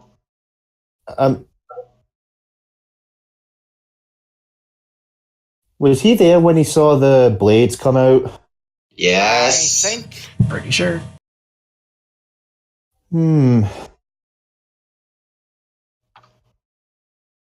I wonder if it's that clock collection piece that allows him to launch the blades and nobody can see them because he launches them when time stop. I don't Oh. know. That's possible. We don't know yet. But Yeah. regardless, Might be. next episode is going to be insane, but in the best of ways. Yeah. I'm giving this an A. Straight up an A. Same here. Same here. There is very little wrong with it. Mm-hmm. I'd say I'm going to say my final thought. S. Oh. I'm going to give this an S. This is a very about. Well, I mean, my only big problem is we don't know why Ghosh wanted to work on Zamigo's ass. Maybe she's a Rule 34 artist. Well, let's be fair here. Given the way that Ghosh acts, it's really surprised if she's into that kinky shit. No. Yeah, but then you think the Sue actor is male. Oh, yeah, you're right. That's a mad baby. Yep. It's weird. Everybody, I don't know if I've talked about this before, but Dogranio's Sue actor is female. Well, the Ghosh is. What? Yep. And the funny thing is, the person inside the suit for Ghosh did Kyuimon and Naria. Oh. So basically, this guy is known for being female villains that can make monsters grow. Not female villains. He mainly played Yellow Senshi. Yeah, but he's been Naria, Kyuimon, and Ghosh. Okay, he was also White Swan in Jetman. Mm-hmm. Okay. Oh God, he was Melee in Yaki Ranger. Anyway. Yeah. Hang on. Right, let me show you, baby. That ain't no woman. It's a man. Oh, Jesus. Okay, Dogranio Yaboon. Okay, I'm looking. Anyway, so yeah, that covers the episode, and bottom line, we liked it. Yes. Yes, we do. And it was definitely a good episode, in particular for Noel. Yeah. We basically heard his inner thoughts that he knows if he didn't do anything in that moment, Kate Turner probably would have died. Yeah. Mm-hmm. But moving on, it's time for the plug-in. Mm-hmm. Oh my. Yeah. Dear bot. Can I just bring up one thing before we get to the plug? What? I went on to Overtime to see if they had the raws for the episodes yet. And guess what they put the picture for their subs of Geo18? What? Doc Brown doing the timeline thing. Although it kind of is appropriate. Considering that they also did that in the episode. Wibbly wobbly timey wimey deal, but Yeah, Wibbly Wobbly Tommy Wimey. Anyway, okay, so who is this plugin channel? I've never heard of them. his name is Hunter Killer 1440. He is a YouTuber who mostly specializes in doing edits of Power Ranger stuff. He got his big start when he during Super Mega Shite, right? Mm-hmm. Wherein he did several edits for Super Mega Force to make it seem actually legitimately good. Didn't work, but such things include an edit that he did it for a Ninja Storm and Super Mega Force team up, which mostly used the Hurricaneger and Go Kaiger team up footage. Mm-hmm. An alternate version of Rack is Back / Samurai Surprise, which involves doing stock footage from the Shinkenger and Go Sager team up. Mm-hmm. He even did his own edit for the Legendary Battle, and it is much better than the official one. Yeah.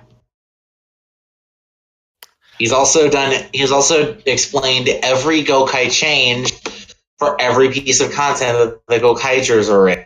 And he's even edited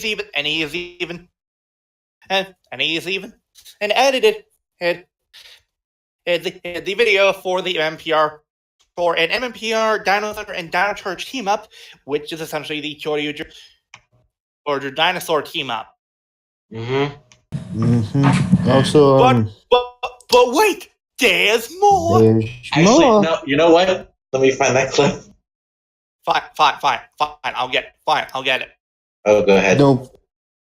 But if you want to find that clip, just go on DPY Yu-Gi-Oh's Discord channel. He has it saved in his clips folder. Interesting. I'll have to find that. Also, Flutter, if you have free time, check the fan made sharing of our I've seen it. I saw. So cute. Hang on. I found it. Give me a moment. Here we go. But wait, there's more.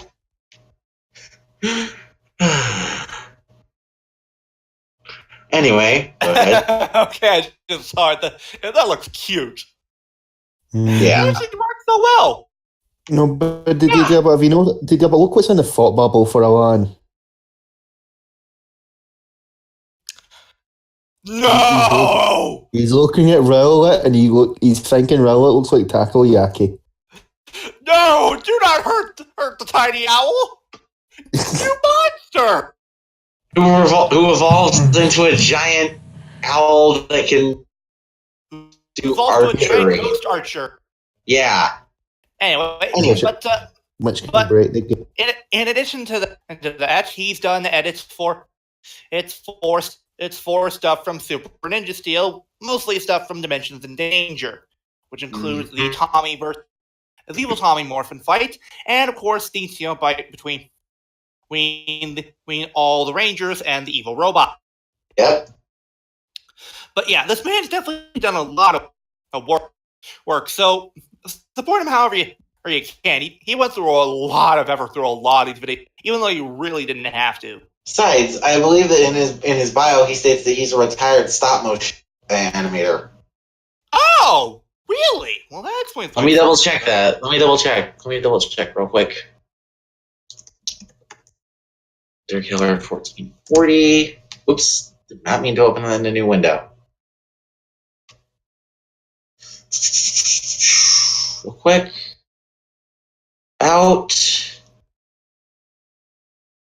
Yep. Retired stop motion animator.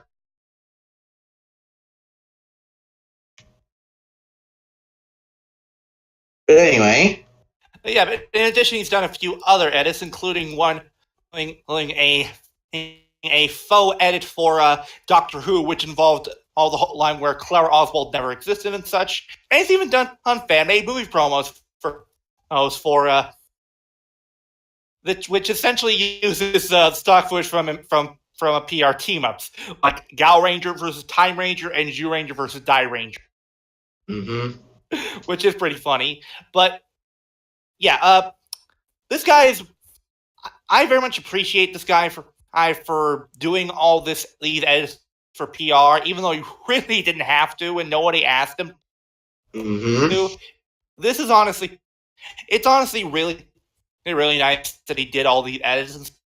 So support him however you can, people. Yeah. And again, go watch Legendary Battle edit. It's way better. Mm-hmm. Seriously, if you were disappointed by how Mega Force's legendary battle was, go watch his legendary battle upload. It is much, much, much better.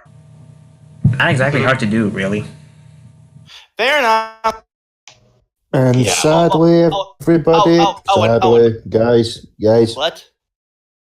sadly, I need to go off early. All right, that's fine. At least you didn't. What's your reason? As I say, I have a plan tomorrow, and I need to get up very early for it. All right.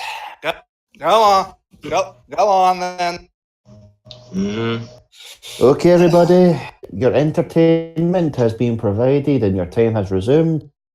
Yeah, but I'm handing you over control of King Crimson for a while. Don't mind him, he might talk to you for a bit. There's two heads inside that body. No thanks. Anyway. Ciao. So, now then. Mm-hmm.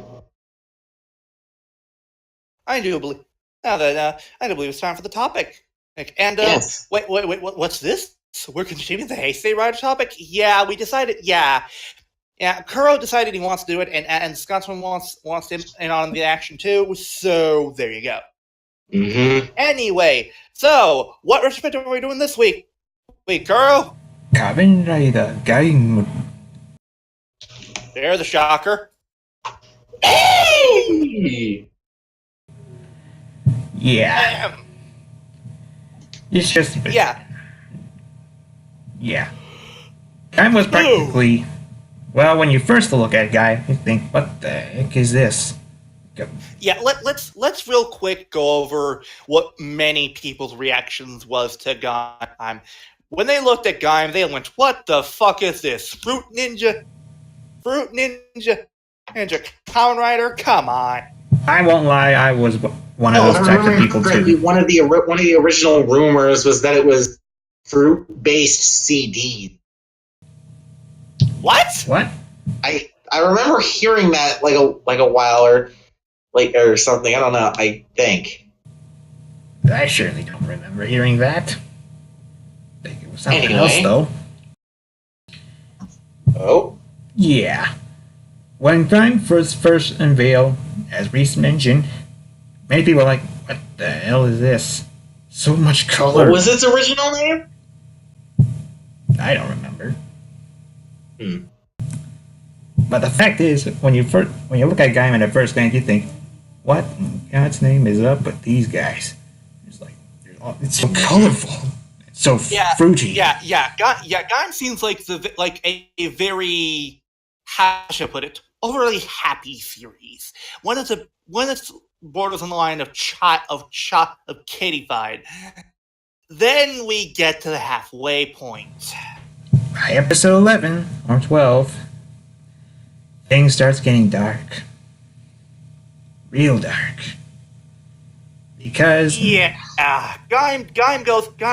does a full 180 on. It goes from a happy, ego-lucky perspective about how it's street dancing and pursuing your heart and such bullshit like that into something that it just became a conspiracy. Disturbing. It just went on to becoming a company conspiracy. This company, Yugudurus. Hold on. Gentlemen, put on the tinfoil hats. They are lying to you. They are all lying to you. Basically, the main bet, guys, of this arc, the Yugudurus Corporation. Yeah, let's talk about Yggdrasil.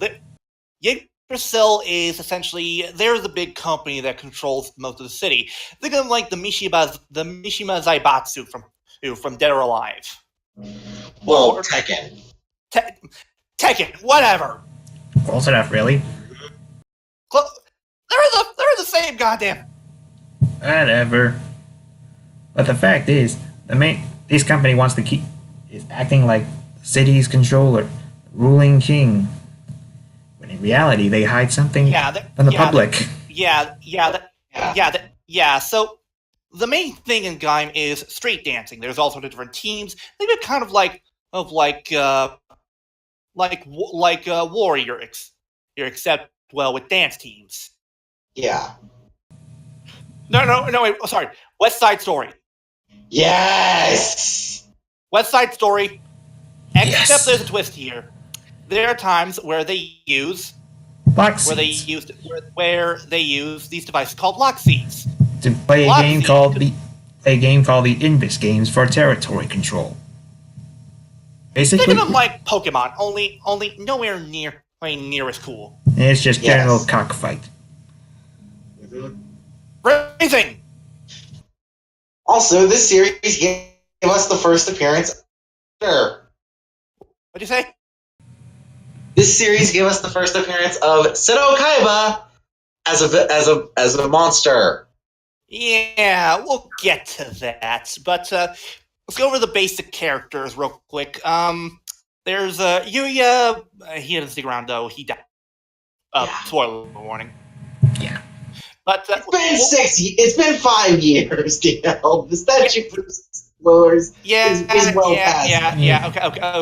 Okay. We'll go further into detail as to the whole thing with Yuya, but there's the second leader, the second in command of Team Gaim, Mai. There is the sort of retired member that suddenly comes out of retirement to help out Kazuma Kota, and there's his rival, Kumon Kaito, leader of Team Baron. They're top dog around the city until Kota shows up, and there's the backstabber. I mean, best friend of Kota, Michi. Mitsuzane Kurashima. Yeah. However, Michi holds the dark secret. He's in fact the brother of the leader of the Yggdrasil Corporation, one of the most badass characters in Gaim, Hawk Tiger, Akatora. aka the Hawk Tiger. Yes. Now, to get these items, they're sold to them by a lock dealer named Sid. He's got the very kind of shady background to him. He's that guy Yeah. you cross in an alley. Like, you want to buy this stuff? Hey, kids, want some candy? Yep. Basically that. Seriously. All he's missing is some candy in a white van, and he's pretty much set. Yeah. Anyway, but yeah, we get the introduction of other our characters, including Jonochi. Hideatsu Jonochi. Yeah, Yes. Katsu. Yeah. Or not. Yeah. We get Yoji Hase. Hase, Oh, and I got this. we get Orin Pierre Mr. Alfonso. Dangerous Oren Pierre Alfonso. Dang, dude, that's what I just said his name. Well, I Chief. didn't hear you, so Fine. but yeah, all these characters become armored riders. Except for Mai. She's on the sidelines for a little. Yeah, she's pretty much we placed can't on the have- sideline. Basically. Yeah. Because of course we can't have a writer who's a girl. Ew, cooties. Oh, but Oh hey, wait. Yeah, right. Yeah, we'll get to that. we'll get But to yeah, her. This first arc is mostly about territorial control. One team basically trying to outshine the other using the power of armored riders, and eventually the use of locked vehicles, which transports them to Helheim. A Now, mystical one force character serves as a source for their this- lock seats. Yeah, that's the thing with Helheim. You travel to there, you pick a fruit, and suddenly it turns into a random lock seed. What the lock seed is as such, it's pretty much up to chance. Dear God, this would be terrible if it was suddenly ran on loot boxes. Hey, at the very least, you don't Yeah. have to pay for anything. Yeah, that's true. But yeah. So we get the introduction of all these characters. They have their own reasons for doing things things, some more noble than others, some a little more malicious than others. Mm-hmm. Around the time of Christmas, though, when the writers when Kota and Michi come with a plan as they read writers are basically categorized as test subjects to Yggdrasil. Yeah, and of course Takatora shows up as the white armored rider Zangetsu and swiftly kicks all of their asses. Because he's just like that. And another thing, there's the point where he basically kicks Kota's ass so hard, he basically gives a fighting for all because Takatora nearly kills the motherfucker. Yeah. He doesn't mess around. Rule number one of Gaim: don't fuck with the melon guy. You never mess with him. Mm-hmm. You cross him, you will die. Yes. Regardless, after the Christmas arc, we enter another arc, one that basically goes further into Digital and exposing their secrets. Mm-hmm. And it's where the introduction to a new type of writers, the Genesis writers. Or more accurately, the new generation's writers. Yes. Flutter! Flap! I heard that Star Trek reference, you asshole! Anyway. The Genesis writers are comprised of 4 different writers. There's Kaminari Duke, whose user is none other than Sengoku Ryoma, the mad scientist who helped create half of the ship they use, including the lock seeds, the belts, the lock vehicles, everything. Yeah. He created everything. And he basically uses the belt to get more research for John's test subjects. And then we also have Kaminari Sigurd, who, I wonder who this greasy douchebag is. Oh, it's Sid. Yeah, it's Sid. AKA one of the contract holders in Den. No, I'm not kidding. Huh. Interesting. And I believe he's one of the main heroes in Justerizer. Not Justerizer. No, I'm pretty sure I thought I saw him in there. Or maybe an ally, I don't remember. Kazuki Namioka. Okay, let's see. He played a hero who turned into a lion, I think it was. Oh yeah, Lion Maru. Yeah, Maru, but he was Demon Knight in Justerizer. Oh, that's what it was. But yeah. So Anyway, go ahead. Sorry. Sid is the user of Sigurd, who is the user of the armor of Sigurd. We have Takatora, or Shin Zangetsu, which honestly does not look nearly as cool as normal Zangetsu. I'm going to say that right now. Though I do appreciate the single shoulder pad design. Yeah. There's a limit to everything. And then we have the last member, Kaminari Marika, who is essentially Ryoma's bodyguard. Yoku Minato. Who takes shit from nobody. Wait, hang on. Does she look familiar? Like, I don't know. She was like in another life, like eating grasshoppers. Wait. Nah. Wasn't she also fighting a bunch of people in dinosaur suits that get powered by music? No. Darn. No, different actress. Oh, she's actually currently one of the dancers for Baby Metal. Oh, nice. Wait. I wonder if she was she also the disguise of a name? I don't know. Other movie that we ripped on here. Oh fuck! She was in the Deno Hyper Battle movie. Flutter! Put that wiki down! No! Sorry. Too late. Yeah, I did. Thank you. Anyway. But Yoko Minato. She's essentially Ryoma's bodyguard. She basically deals with crap that Ryoma doesn't want to, and essentially acts as his right hand, woman, I would say it is, since she's not really a guy. But anyway, so these writers are introduced, and this is where things start to take a dark turn. Where there is a point where Hase gets his ass kicked so hard that he basically is looking for more power.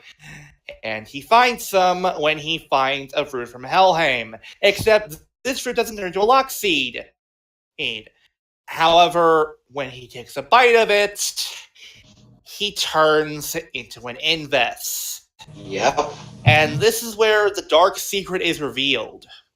All the Inves, every single Inves the writers have fought until now, they were at one point humanoid. And this is where it was revealed, and we learn later, Helheim isn't just a desolate forest. It was once a civilization. People lived there, and all those people now are Inves. Yes, that's right, people. The writers have essentially been killing people, and they didn't even know it. But what's worse is for poor Kota. When he learns that Inves that he killed in his first episode was in fact his best friend and the former leader of Gaim, Yuya. Mm-hmm. Yeah. Then he falls through despair for knowing it. Hard. He basically felt in despair knowing that, unknowingly killing his best friend. And however, here's the thing. At the same time, we learn that Ryoma and his crew, they have their own plans for Helheim, as they recruit Kaito into their little inner circle. And now let's also talk about Michi, because here's the deal. Michi has in fact known about this for a long time, and has been keeping it from Kota and the others, because he feels ignorance is bliss. Hey, asshole! They're your friends! You should tell them this shit! Exactly! Although he has the BS excuse of saying, I'd rather not tell them because I don't want to see their smiles gone.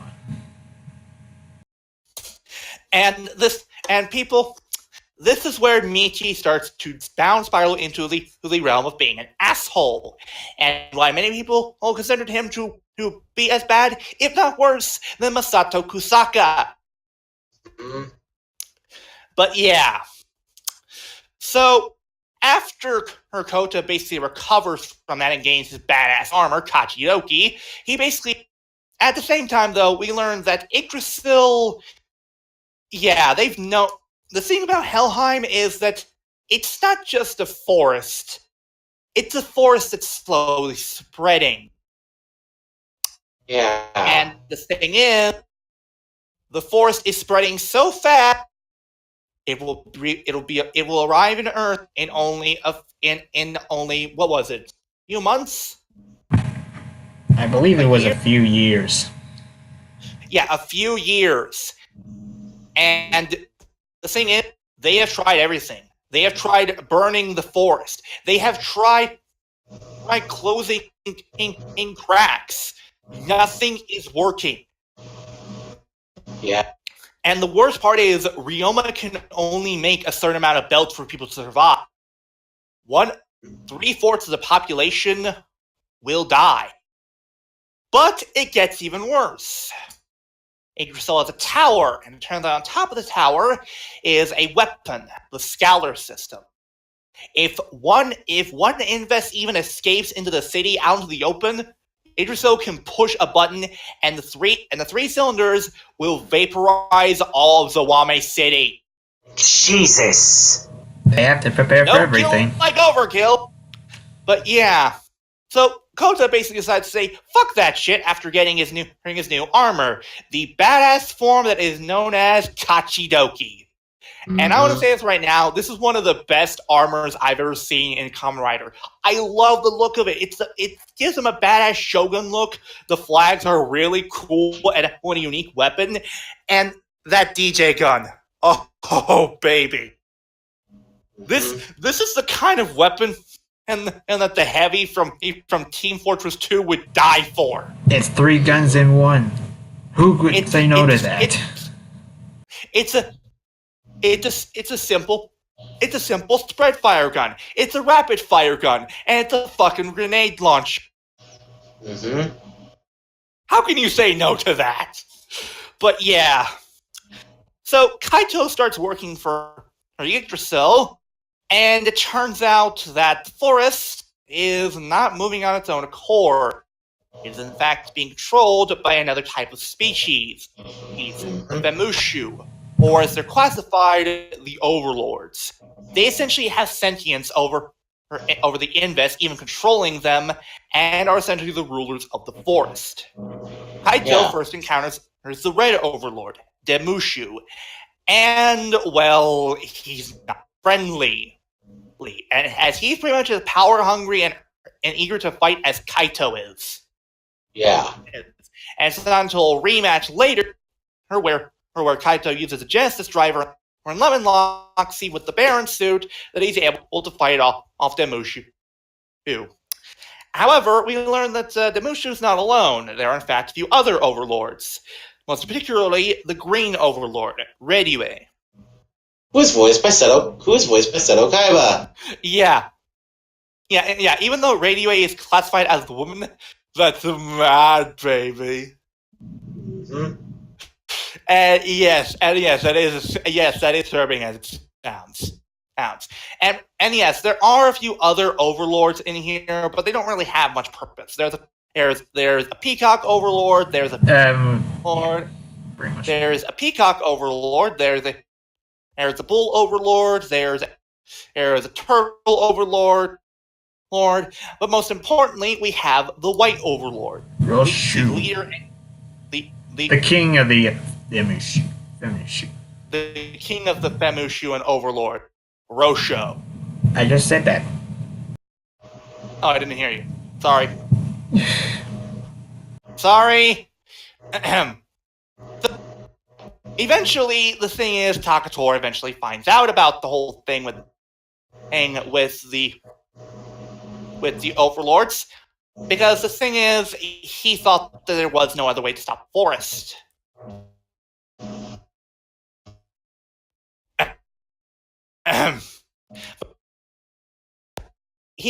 After coding, he basically rallies his troops because he believes this is the final thing, that they will be able to capture the Overlord and save Helheim, and then they fucking betray him and basically leave him for dead in Helheim.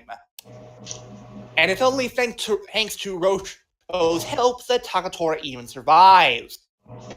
What's even more so is that Michi basically steals Takatora's belt, does not tell anybody about what happened in Helheim because he saw the fucking betrayal happen, and he uses the goddamn belt to basically convince Kota that Takatora has betrayed him. Mm-hmm. Yeah, me special kind of ass. Oh, yes. What's even more so is that then Sid betrays the crew Yggdrasil. Yeah, I didn't see that one coming. Mm-hmm. And the thing is, the reason why they're doing this isn't just they're looking for the Overlords for one reason, because the Overlords apparently have one secret. The forbidden fruit. A fruit that essentially Kindan Kajits. Yeah. A fruit that essentially, if in the hand of the wielder, gains the power of a god. And before you're wondering, yes, it is now a reference to the fruit of knowledge from Adam and Eve. Mm-hmm. We'll get back to that imagery, right? But yeah. Eventually, all hell breaks loose. Use and invade all of Zawame. What's even more so is that nobody is safe. There's some safe houses and such, but Zawame is essentially cut off from the outside world. All electronics, cell phone, anything and everything and that would allow them to communicate to the outside world is Yep. they are on their own. So the Armored Riders all finally unite. Well, except for Ryoma. Ryoma basically says, fuck this shit, I'm out. Well, he comes back later, and then he just turns out to betray them as well.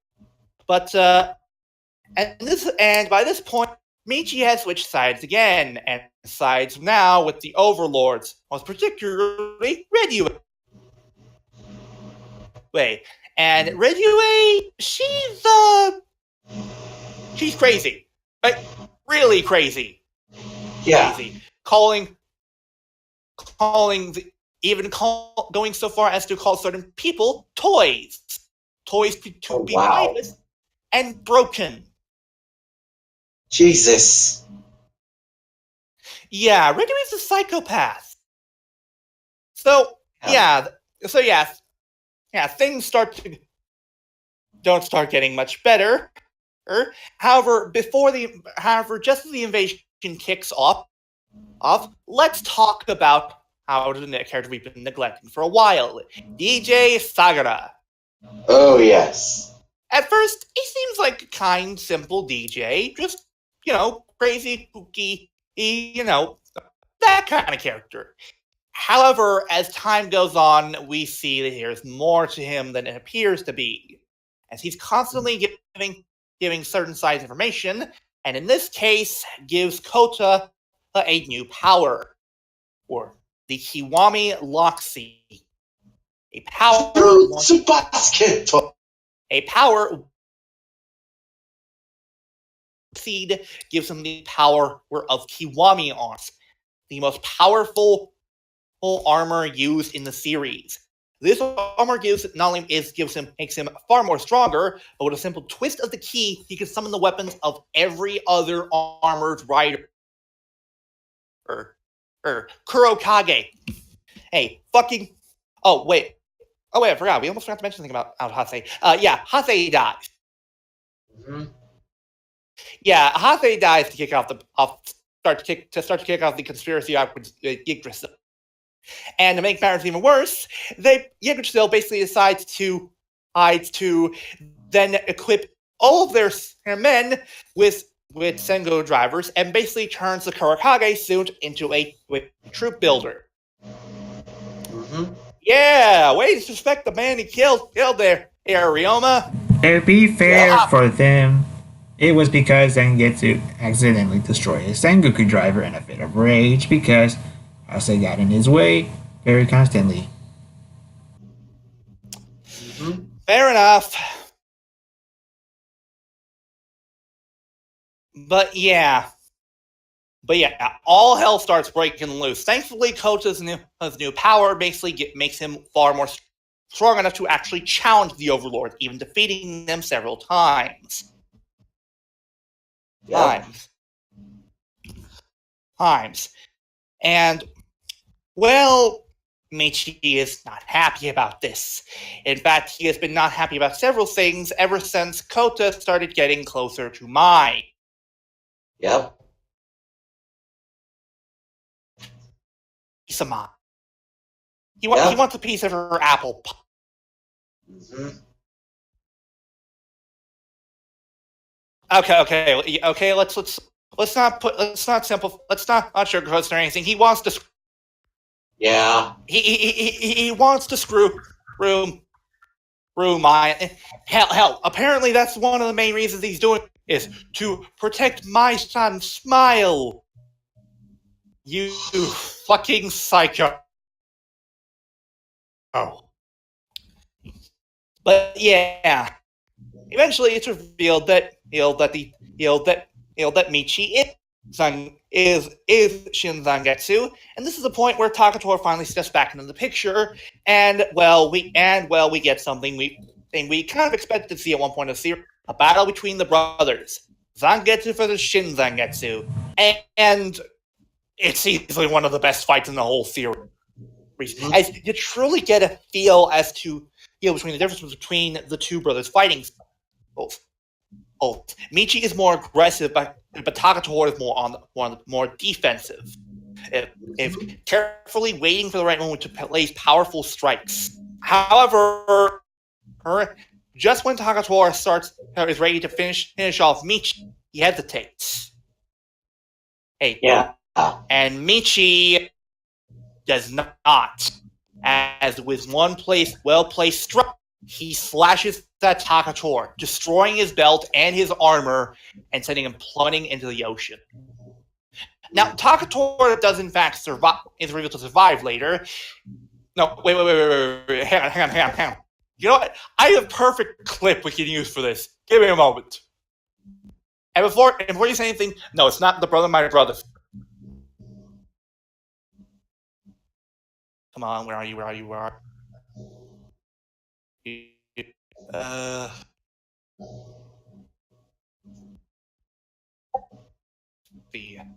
door, jungle.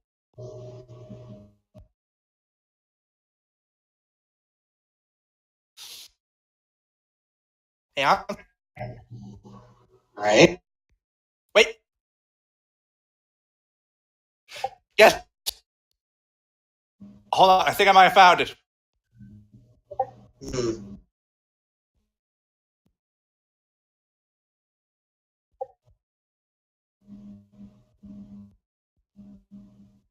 Hang on. Do I know you're in here?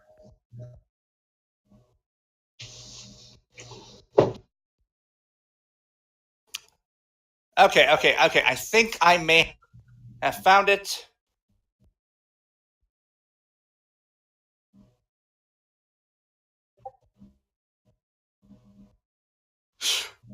Wait. Hold on. I found it.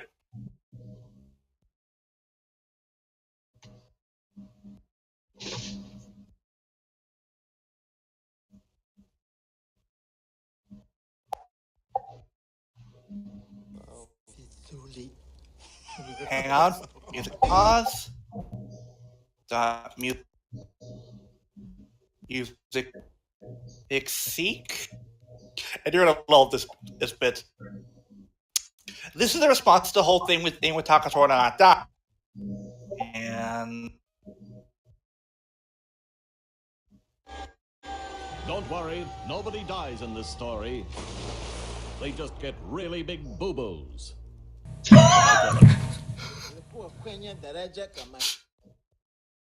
thank you. Anyway. I think that worked pretty well. Didn't you? Mhm. Anyway, but yeah. So in all seriousness, no, yeah, people do die. In fact, one death in particular is pretty damn graphic. Like, as our favorite lock dealer Sid basically gets his comeuppance in the end, as he is basically smashed like a pancake by Rosho. Yep. And the thing is, before you say, "Oh, that's cruel, merciless," well, Rosho should have shown mercy. Here's the thing: he wanted to. He basically said for Sid, "You can stop at any time." But he said, "Screw that! I want that golden fruit." And well, Rosho decided to give him his just desserts by smashing him in between two giant rocks. Mm-hmm. Yeah. You did warn him. Yeah, he was warned. Anyway, but yeah. So after that, Michi goes full on evil. Oh, to make things even worse, he kidnaps Mai, and it's only thanks to Ryoma coming back that they're able to that the armored riders are able to sneak back inside. However, he betrays them and instead kidnaps Mai, as he basically finds out that Mai, yeah, she essentially has something inside of her that was given to her by Rosho. Oh, right, there was an earlier episode where Rosho kidnapped her and Kaito, and Kota went to save her. And it was also a point the Kachidoki lock seed was destroyed, but Kota basically magically repaired it. However, there's a reason why. Yeah, this power Kota's having is coming with a price, as Kota is slowly being turned into an overlord. Lord Barrett. No! No, Kota! Whoops. Kota! Oh yeah, the whole thing with flap, flap! Pay attention! The whole thing with Jimber Melon, right? I'm yummy. Oh! No! That wasn't it. At all. That wasn't even in the damn series! Oh. My mistake. What? It was because of the Kiwami lock seed that Kota started losing his humanity. Yes. But yeah, Rosho essentially placed a gift inside of Mai, and it turned out Rosho's wife died, and basically the reason why he's willing to listen to Radio is he's building a machine that will basically bring his wife back to life. Oh. But at the cost of the energy of several billions from Zoame. Oh. And the thing is, Rosho normally would be against this, but he's lost so much, he doesn't care. He has nothing to lose. Yeah, he has nothing to lose, but everything to gain. Mm-hmm. However, Radio Ace the back. Betray! She tries to take the golden fruit, but well, it's given to Mai and placed inside of her body. And Kota, in a very badass moment, actually takes Rosho's big-ass Buster Sword and slices it away, finishing her off for good. Damn. Meaning now, the only one left that truly is in their way is Michi. Mm-hmm. And Michi is not going to go down. It's not going to go down easily. No. Hell, he even joins forces with Ryoma, as Ryoma gives him a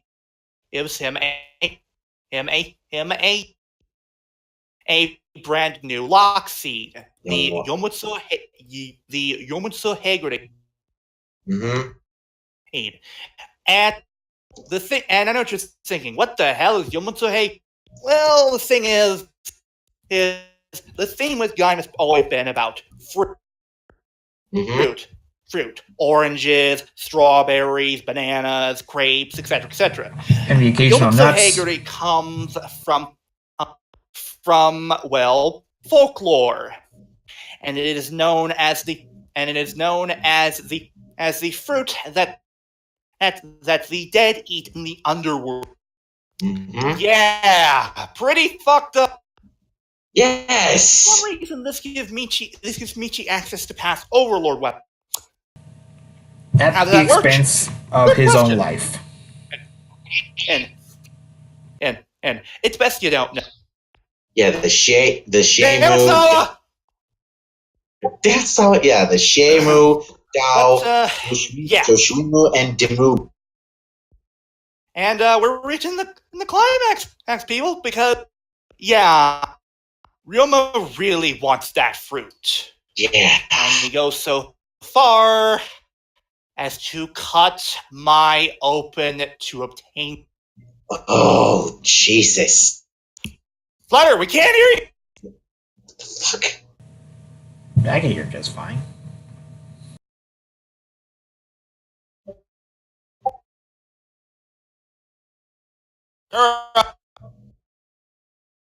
Kura! Just internet connection on my end, not being stable. Anyway, continue. But I can hear you, DL. Now I can't hear you. What the fuck? Hello? There we go. Yeah, I can hear you now. Okay, thank God. Anyway, so yeah. The thing is, though, Ryo really, really wants that golden fruit. And he is not, and nothing, I repeat, nothing is inhuman for the man. Oh. As his solution to getting the golden fruit, cut my open and pull the fruit out. Jesus! You sick motherfucker! Yeah.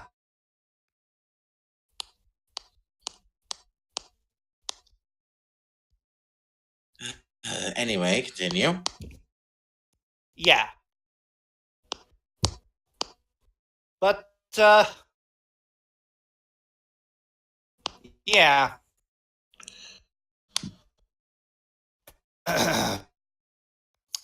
So, but the thing is, well, this doesn't really stop things, as using the power of the golden fruit, Mai basically is now, well, she's traveling through time. She is stuck in time, and here's the thing. At several points in the series, we saw a mysterious woman with golden hair speaking into several of the riders at several points. This, in fact, is Mai from the future. She traveled back in time to try and prevent this from happening. However, due to time travel, her words got twisted. And she could not basically state, well, obvious things. But, yeah. However, Kaito has basically had enough of this shit and goes to confront Ryoma. And, unfortunately, Ryoma deactivates his Genesis driver. Yeah, if you thought that Ryoma didn't have a kill switch built to these things, you clearly don't know. Yeah. Girl, you there still? Yeah, Girl. I'm still here. Don't worry. Ah. But, yeah. So, Kaito, in an act of rage and desperation, with no belt, grabs a Helheim fruit and eats into it. Now, earlier on in an earlier episode, Radio Wave slashed him and left a cut mark on him that bleeded Helheim fruit.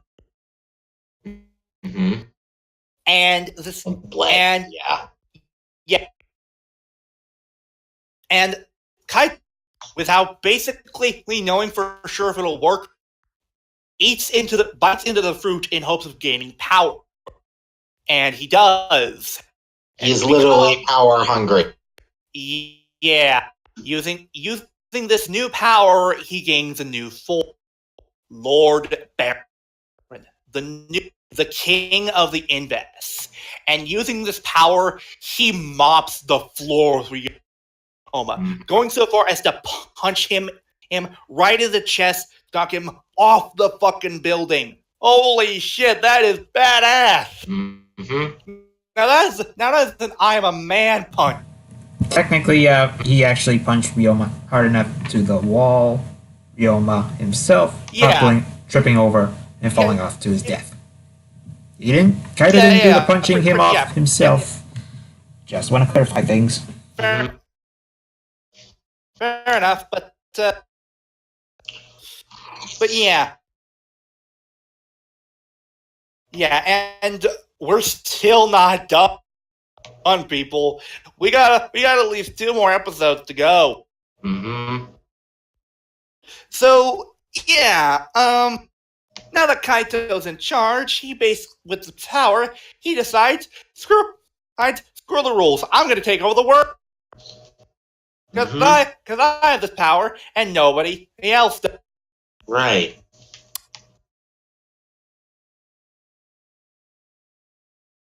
Yeah. Do you imagine that Kaito's a bit of a power-hungry asshole? Because he is. Yeah.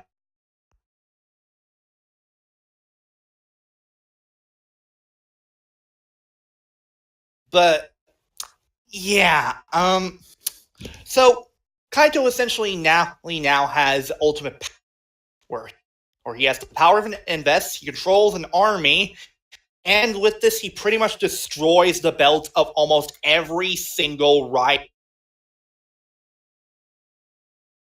However, one of his former team members, Zack, decides to help him out. Oh, Zack became a comrade too earlier on in the series. Sorry for glancing over. But yeah. However, it turns out that Zack is only biding time, as he asks Oren to build a bomb. But okay.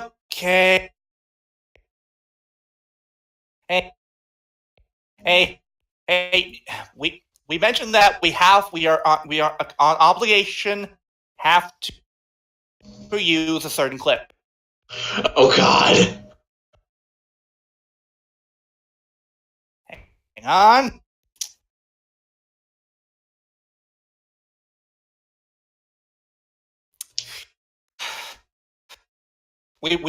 I'm sorry, Flora, but we have to. We legitimately have. Is this the all your base server belong to us? Oh. Okay, then. You spoke over the audio. I have to do it again. Sorry.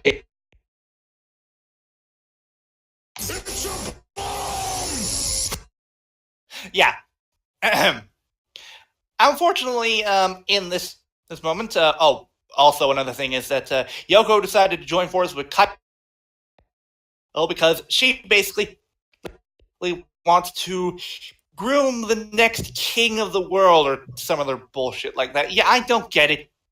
Either people, her motivations were really weird in the series. Just go with it. Mm-hmm. But yeah, she tries to save Kaito, but gets blown up by the bomb and knocked over the side of the building, and then dies. Mm-hmm.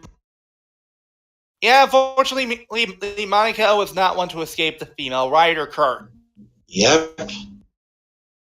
However, the thing is, now Kota knows about this and decides to fight fire with fire as he fully taps into his overlord power, summoning an army of invis of his. Mm-hmm. And thus, the two fight in an absolutely epic climactic battle. Well, this is easily one of the best fights in the series, and it is excellent that they saved it for the end. And if I had to pick a favorite moment, it would have to be when the two are charging each other in their ultimate forms, and they scream, "Kazanaba, Kaito!" Yeah. But no, not to mention Ranbu escalation. Keiichiro, no, not that Kaito. Not to mention Ranbu escalation playing in the background. Oh, absolutely! It sets the mood perfect. By the way, Kuro, you're being real quiet. This is supposed to be your retrospective, isn't it? Yeah, but you were doing all the work for anyway, so I couldn't do it. I couldn't have a say because you were doing all of it. I was waiting for you to put in a sec. I'm sorry, but the fact is, anyway, for Kota and Kaito's final battle, it's not because that both of them are basically overlords that want to kill each other, because how she does time travel. The main reason is she's stuck in a future where everyone is basically at war with each other. The only way for Mai to return to her proper time was for a future to be set. And that is where Kota and Kaito come into play. She has chosen them as one. Yeah, she has picked a few candidates as the new man of the beginnings. Yep. Yeah, the battle is to determine who gets the forbidden fruit. The one who uses it obtains ultimate power. The battle between Kota and Kaito is to determine this. And ultimately, Kota wins the fight in an absolutely epic moment where Kaito has him stabbed with his sword. Kota breaks off the end of the sword and then stabs Kaito right in the chest. Mm-hmm. it. Absolutely fucking epic. Mm-hmm. What's even more so is that Kaito basically dies in Kota's arms, saying that Kota is finally stronger than him, or something along those lines. But yeah, Kota is now the winner, and is labeled as the man of the game. With some pretty fucking stupid and with some pretty freaking stupid looking blonde. I'm sorry, I can't get over that. And here, he looks kind of like Justin. Yeah, now he becomes Fruit Jesus, and Yeah, He kind of becomes a real god, unlike Bang Kuroto. I am not sorry for saying that. Now, let me be clear, people. heresy. No, Heresy! I don't care. But let me be clear, people. I don't have a problem with Dan Kuroto. He's one of my favorite writers in X8. But I'd just like to point out the fact that he's just basically a madman that likes to believe he is. Even though he has the talent to be God, I just can't help but point at every reminder that Kota's the real God. Kuroto's just a delusional madman. This man broke the tradition. This man broke the tradition of female writers dying. In my opinion, because only a god could accomplish something like that. fair enough.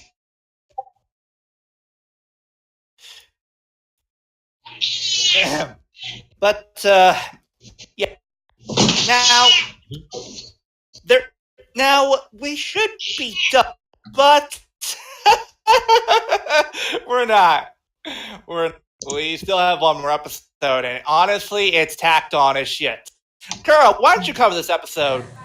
You see, along with quick moment the soccer movie. Okay. You see, the last episode of Gaim is based act as a tie-in to the soccer movie to ensure that, hey kids, don't forget this movie also happened. As in the movie, Kota was sent to a parallel world. Even though it didn't happen. Anyway, Kota was sent to a parallel world where basically this didn't exist. And everybody, instead of playing the Invis games, they play soccer. Primarily because I believe it could have been a tie-in to the fact that a soccer event going on around in Japan. I don't know. But that was the case, yeah, and it's fucking stupid. Okay, can I get my opinion real quick on the Gaim soccer movie? Go ahead. Because quite frankly, I don't think that movie's not that good anymore. I hate it. I hate it because not only is it stupid and make no goddamn sense, but in particular, we could have gotten something better from this.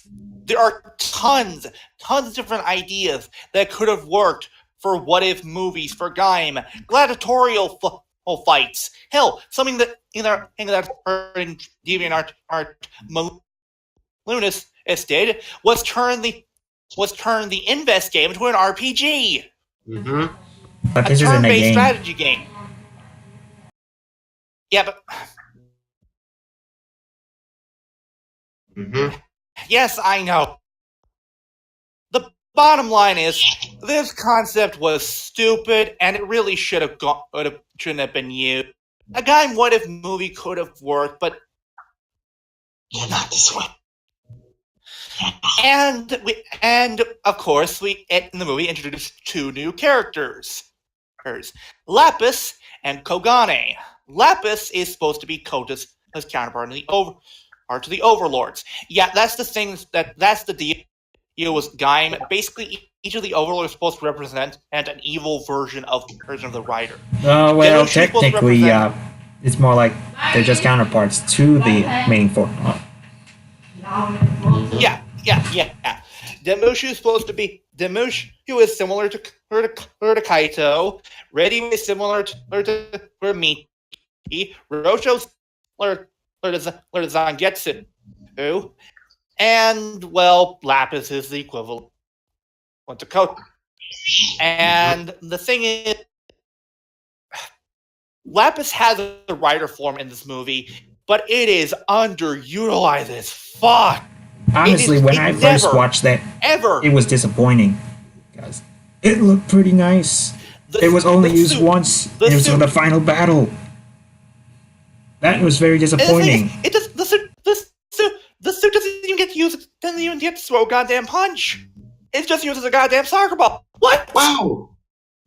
What? That is a waste of goddamn money. Yes. Hell, even Balloonus fixed this, as he had Kamuro more active. Mm-hmm. But let's talk about Kogane for a. He's essentially an overlord created that's essentially supposed to be an artificial fruit of knowledge. The manifestation of However- an artificial golden fruit, to be more accurate. Yeah. However, the thing is, well, he nearly drew the overlords mad, and Lapis sealed himself inside of the golden apple lock seed along with to ensure that he would never be released until Ryoma decided, I just fuck that shit. Let's crack this net open and see what's inside. Mm-hmm. Yeah. But long story short, Kogane was defeated.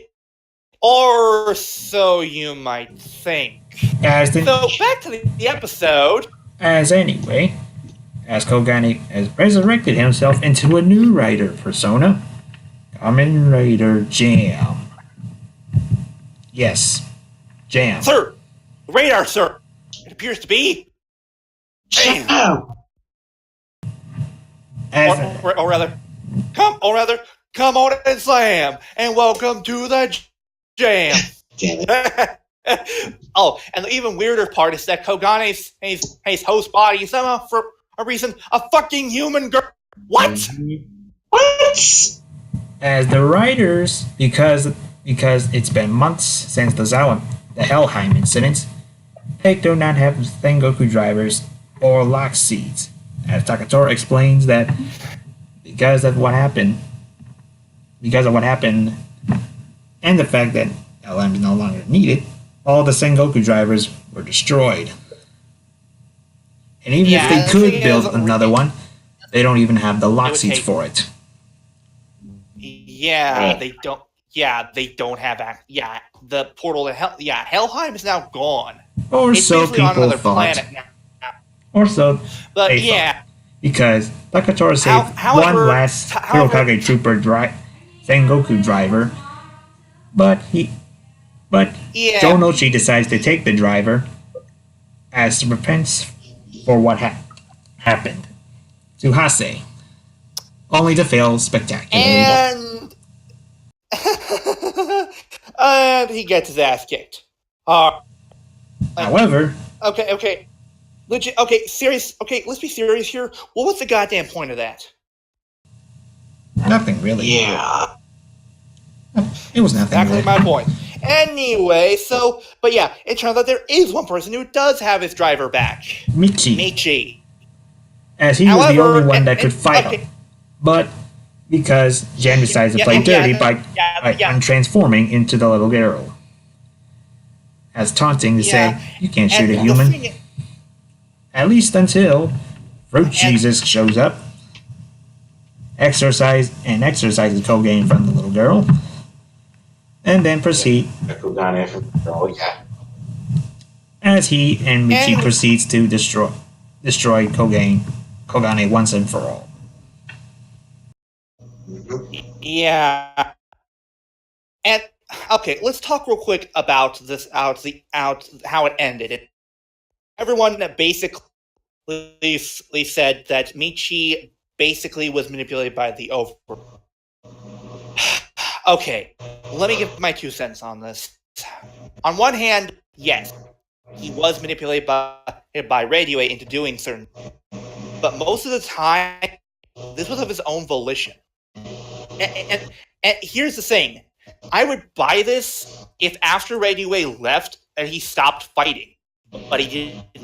He kept fighting because he is that selfish and that crazy. I honestly feel there should have been at least one person who truly was against Michi ever seeing. Yep. And Michi, he does distance himself from the others Because he sees himself this like a type of reason. pariah. Or he sees himself as the pariah to his friends because of all his actions. Which he rightfully should. In my honest opinion, they should have saved his redemption until the movie. Yeah. There should have been more time in the past before they redeemed him. This felt unnecessary, and honestly, I feel this is one of the worst. This is one of the less than great episodes. The final between Michi and Kota against Kogane is great, but it's aggravating. Now, yes, there is content that happens after Gaim, but really, there's no point in talking about Like Kamen Rider Taisen and or the Gaim Gaiden specials. And you know what about the Gaim Guidance? Or Full Throttle. Guys? Yeah. Gaim is basically the start of where these post-movies things became regular. Double did it, however Gaim was the one to kickstart doing it every year. And the thing is, this only lasted twice until they canned the whole thing. The first Gaim Gaiden and they paired up two different writers, Kaito and Zangetsu, basically giving us two different movies. Gaim Gaiden and Zangetsu and Gaim Gaiden Baron. Gaim Gaiden and Baron it's wishy-washy. It tries to be happy-go-lucky, but it also delves deeper into Kaito's backstory. It's pretty fucked up. Which I believe was kind of a retcon from a novel. Because I remember, it's like, in that story, Kaito's parents were unable to raise him, so he basically ended up being left for adoption. The movie, on the other hand, depicts as Kaito's father being too much in reviews. Abusive father by taking his anger out on his wife and Kaito. So much so that they ended up killing each other themselves as a result of what happened. The Future Souls buying out his company. I remember her Kaito's father basically drank himself to death while Kaito's mother hung herself. Oh fuck! And let me try and remind you people, this is placed on top of Gaim's equivalent to the Prince and the Pauper story. Yeah. On one hand, it's nice to see the actor emote more, since Kaito was a very brooding type of character, but this kind of story does not match with this dark and depressing backstory. No. Dear God, this is mood whiplash to the extreme. Now then, Zangetsu's on the other. I like it a hell lot. I feel it's better. I feel it's better paced. It has a better tone to it all, and it definitely does a good job of giving Takatori.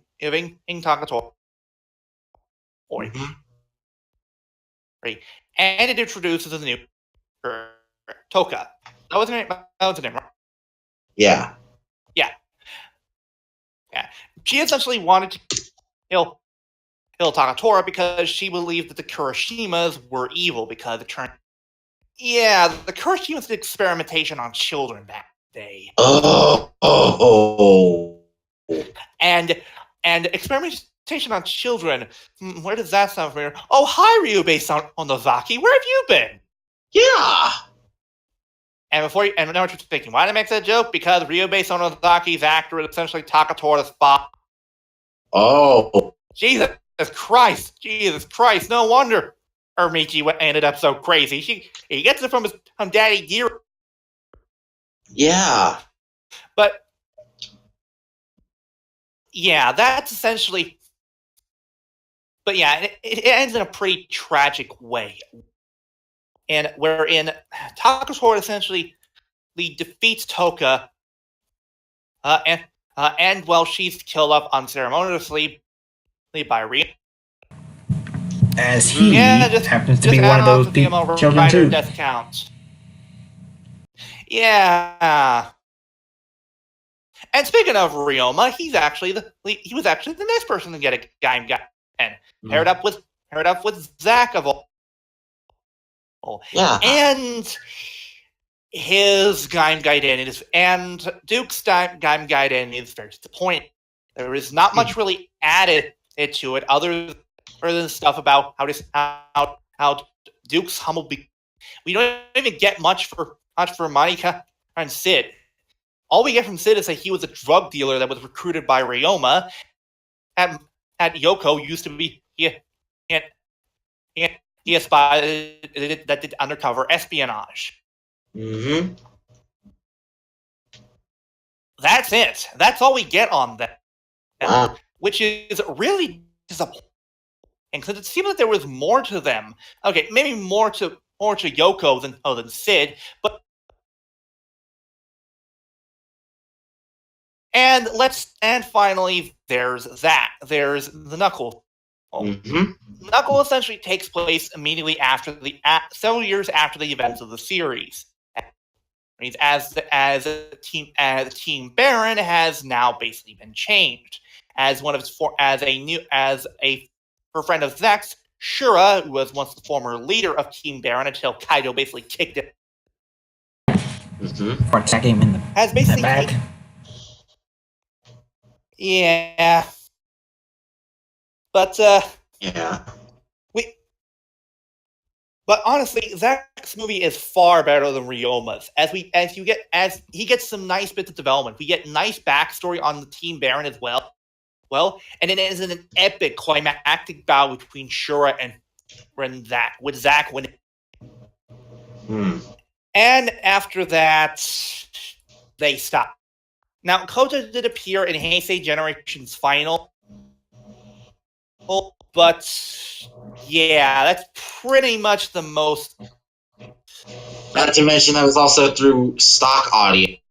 No, that was Heisei Generations. Oh yeah, it was Generations, but finally, he appeared in person. Yes. But yeah, that's pretty much in a very long nutshell Gaim's dealing story. Now, I want to apologize, Kuro. I did not mean to steal the whole thing. I was waiting for you to basically chime in with your 2 cents. I was just trying to help out with basically laying out the story. It's fine. But, well. Anyway, Kuro, why don't you talk about this? Why is this one of your favorite writers? To me, Gaim is my favorite series because it shows me several things. The fact that if we gain power, it doesn't matter what type of power. It could be a secret. Our Kamen Rider powers, Super Sentai powers, any type of power. The fact that it shows that depending on the person, anybody could be corrupted. Actually, it would depend on the person and how that power was used. Because let's be frank, if we were given these powers, we don't know how it'll end up affecting a person. Let's say, like for you, DL, let's say you gain the powers of Omagio. You would be corrupted into a madman because you were given great power. I'm just saying. I get what you're. I get what you're Just giving an example. The point is that power corrupts. Yeah, absolute power corrupts absolute. And every rider is, ultimately becomes some type of victim of this power. The Lock Seeds, Helheim Fruit, anything. Kota is his example of a man so selfless with power. He was willing to sacrifice his own humanity in order for others to survive. That is what I like in a writer. A man that is willing to sacrifice himself for others. Yeah. Hell. But during, near the end of Den-O, Ryotaro was willing to sacrifice the Imagine in order to continue fighting. That showed that he didn't care if the Imagine disappeared, and if he continued fighting, he would still, even without any friends. But yeah, one thing that I think that makes Gaim stand out as a series is its themes and it's themes and tone. Mm-hmm. Well, at first, it's very kid-friendly. Later on, Gaim becomes one of the most mature and darkest series in Rider. It's like Double in that sense. Hell, even more so than Double, since there's a humongous. Mm-hmm. And the thing is, the main moral of Gaim is simple: growing up. Yeah. Growing up is something that is not easy. It comes easy for nobody. It's and hell, many people probably don't even want to grow up, but they have to at one point. It is destined to everyone on this planet. We all have to grow up at some point. It's whether we're willing to do it. That's what makes me wonder. It's how you approach it that defines who you are as a person. Yeah.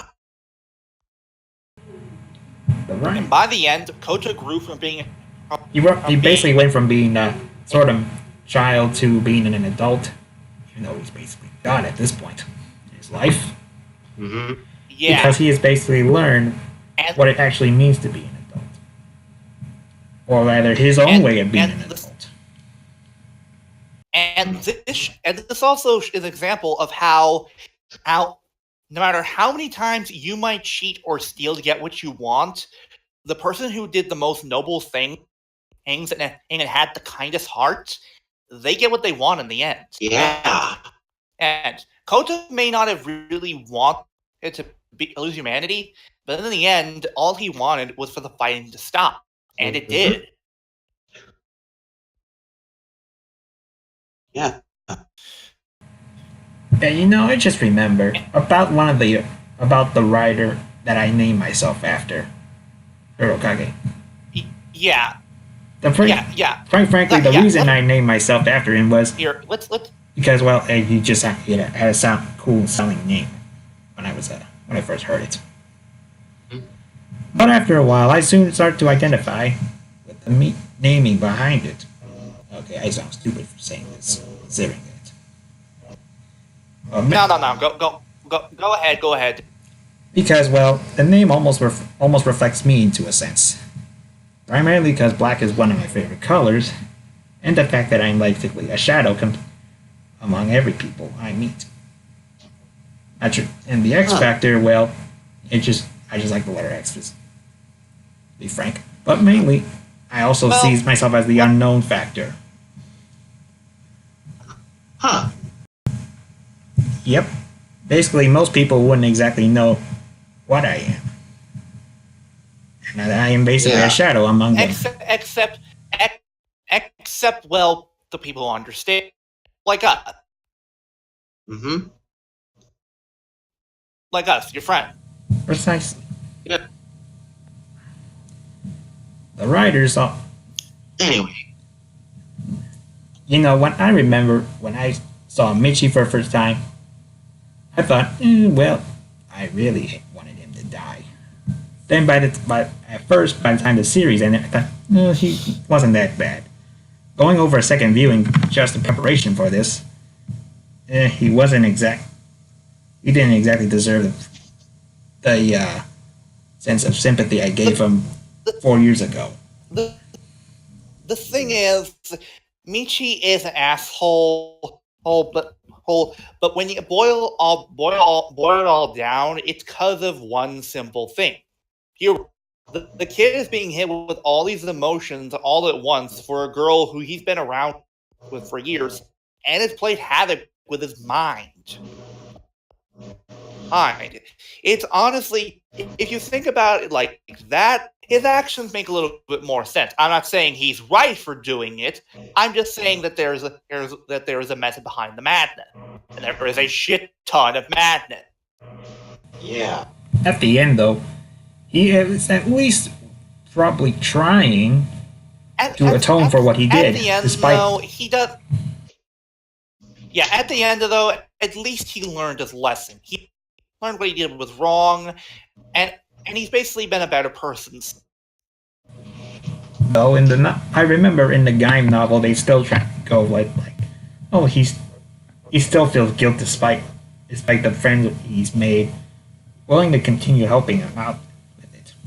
Which, honestly, him keeping that guild around makes sense. Michi essentially sold all of humanity over to the overlords, all because he wanted the love of a girl who didn't love him. Yeah. Of course he would feel remorse for that. Anyone who would make a decision like that on a whim, yeah, they should. Yeah, because it's selfish and shows him as a shallow person who doesn't care about anyone else besides themselves. Hmm? Then I remember Kaito. He may appear to be primarily about strength, but that's because of his upbringing, thanks to Yggdrasil. Because they stole his life from him, in a sense. Yeah, Kaito may at first appear to be the typical asshole, but he has his reasons for it. When you hear what those reasons are, you sympathize with the guy, which is very hard to do for secondary writers. It is hard to make one that is very aggressive and douche-like,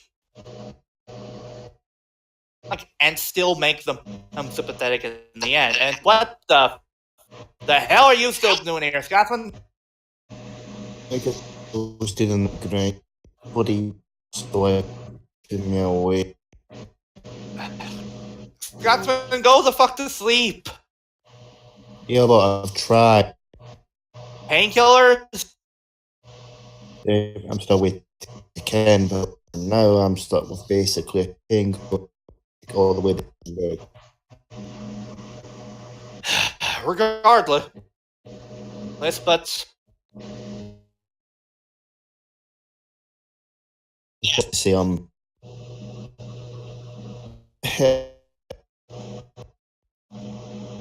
poor Scotsman. Anyway, Kuro.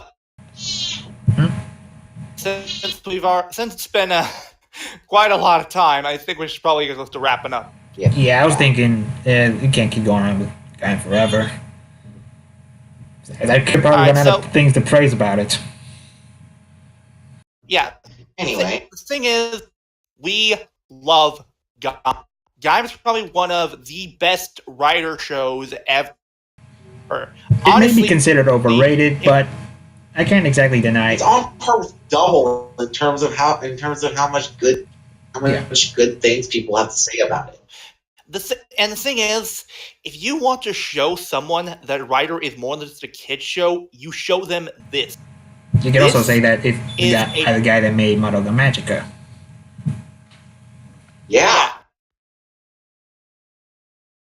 This man that man essentially made this writer show into something unlike anything else. Mm-hmm. It's a mature, relatable, and honestly well done story. Mm-hmm. Gaim, I feel, is something every writer fan, be it casual or hardcore, needs to watch to its fullest at one point. Mm-hmm.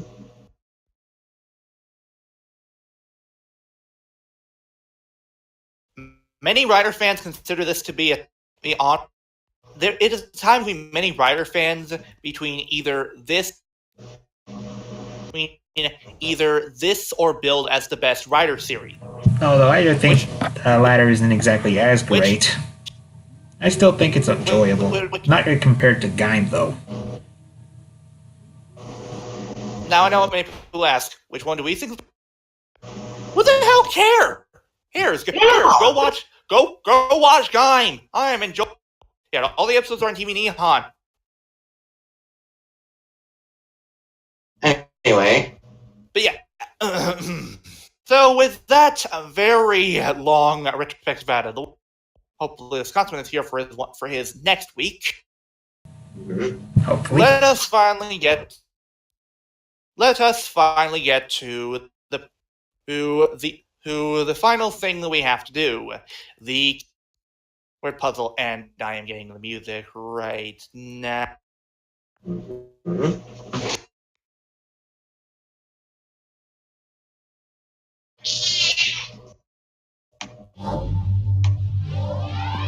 始まるか。一つ目のキーワード honor。二つ目のキーワード phases。最後のキーワード rival。Honor, phases, and rival. Honor. Ryukendo? No, you get no, it's not Ryukendo. Aliel? That's two guesses.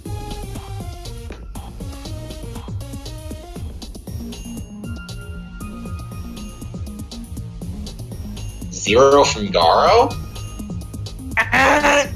Three guesses. Flutter, you are out.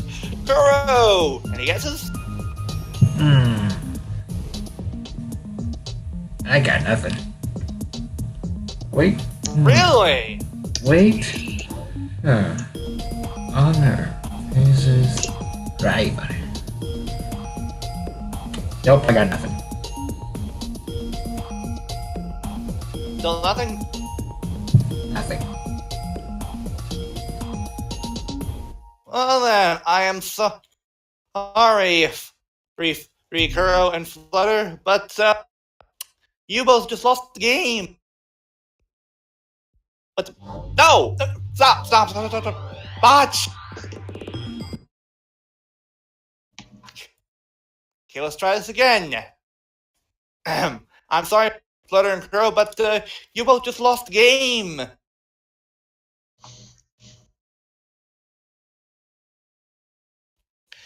Anyway,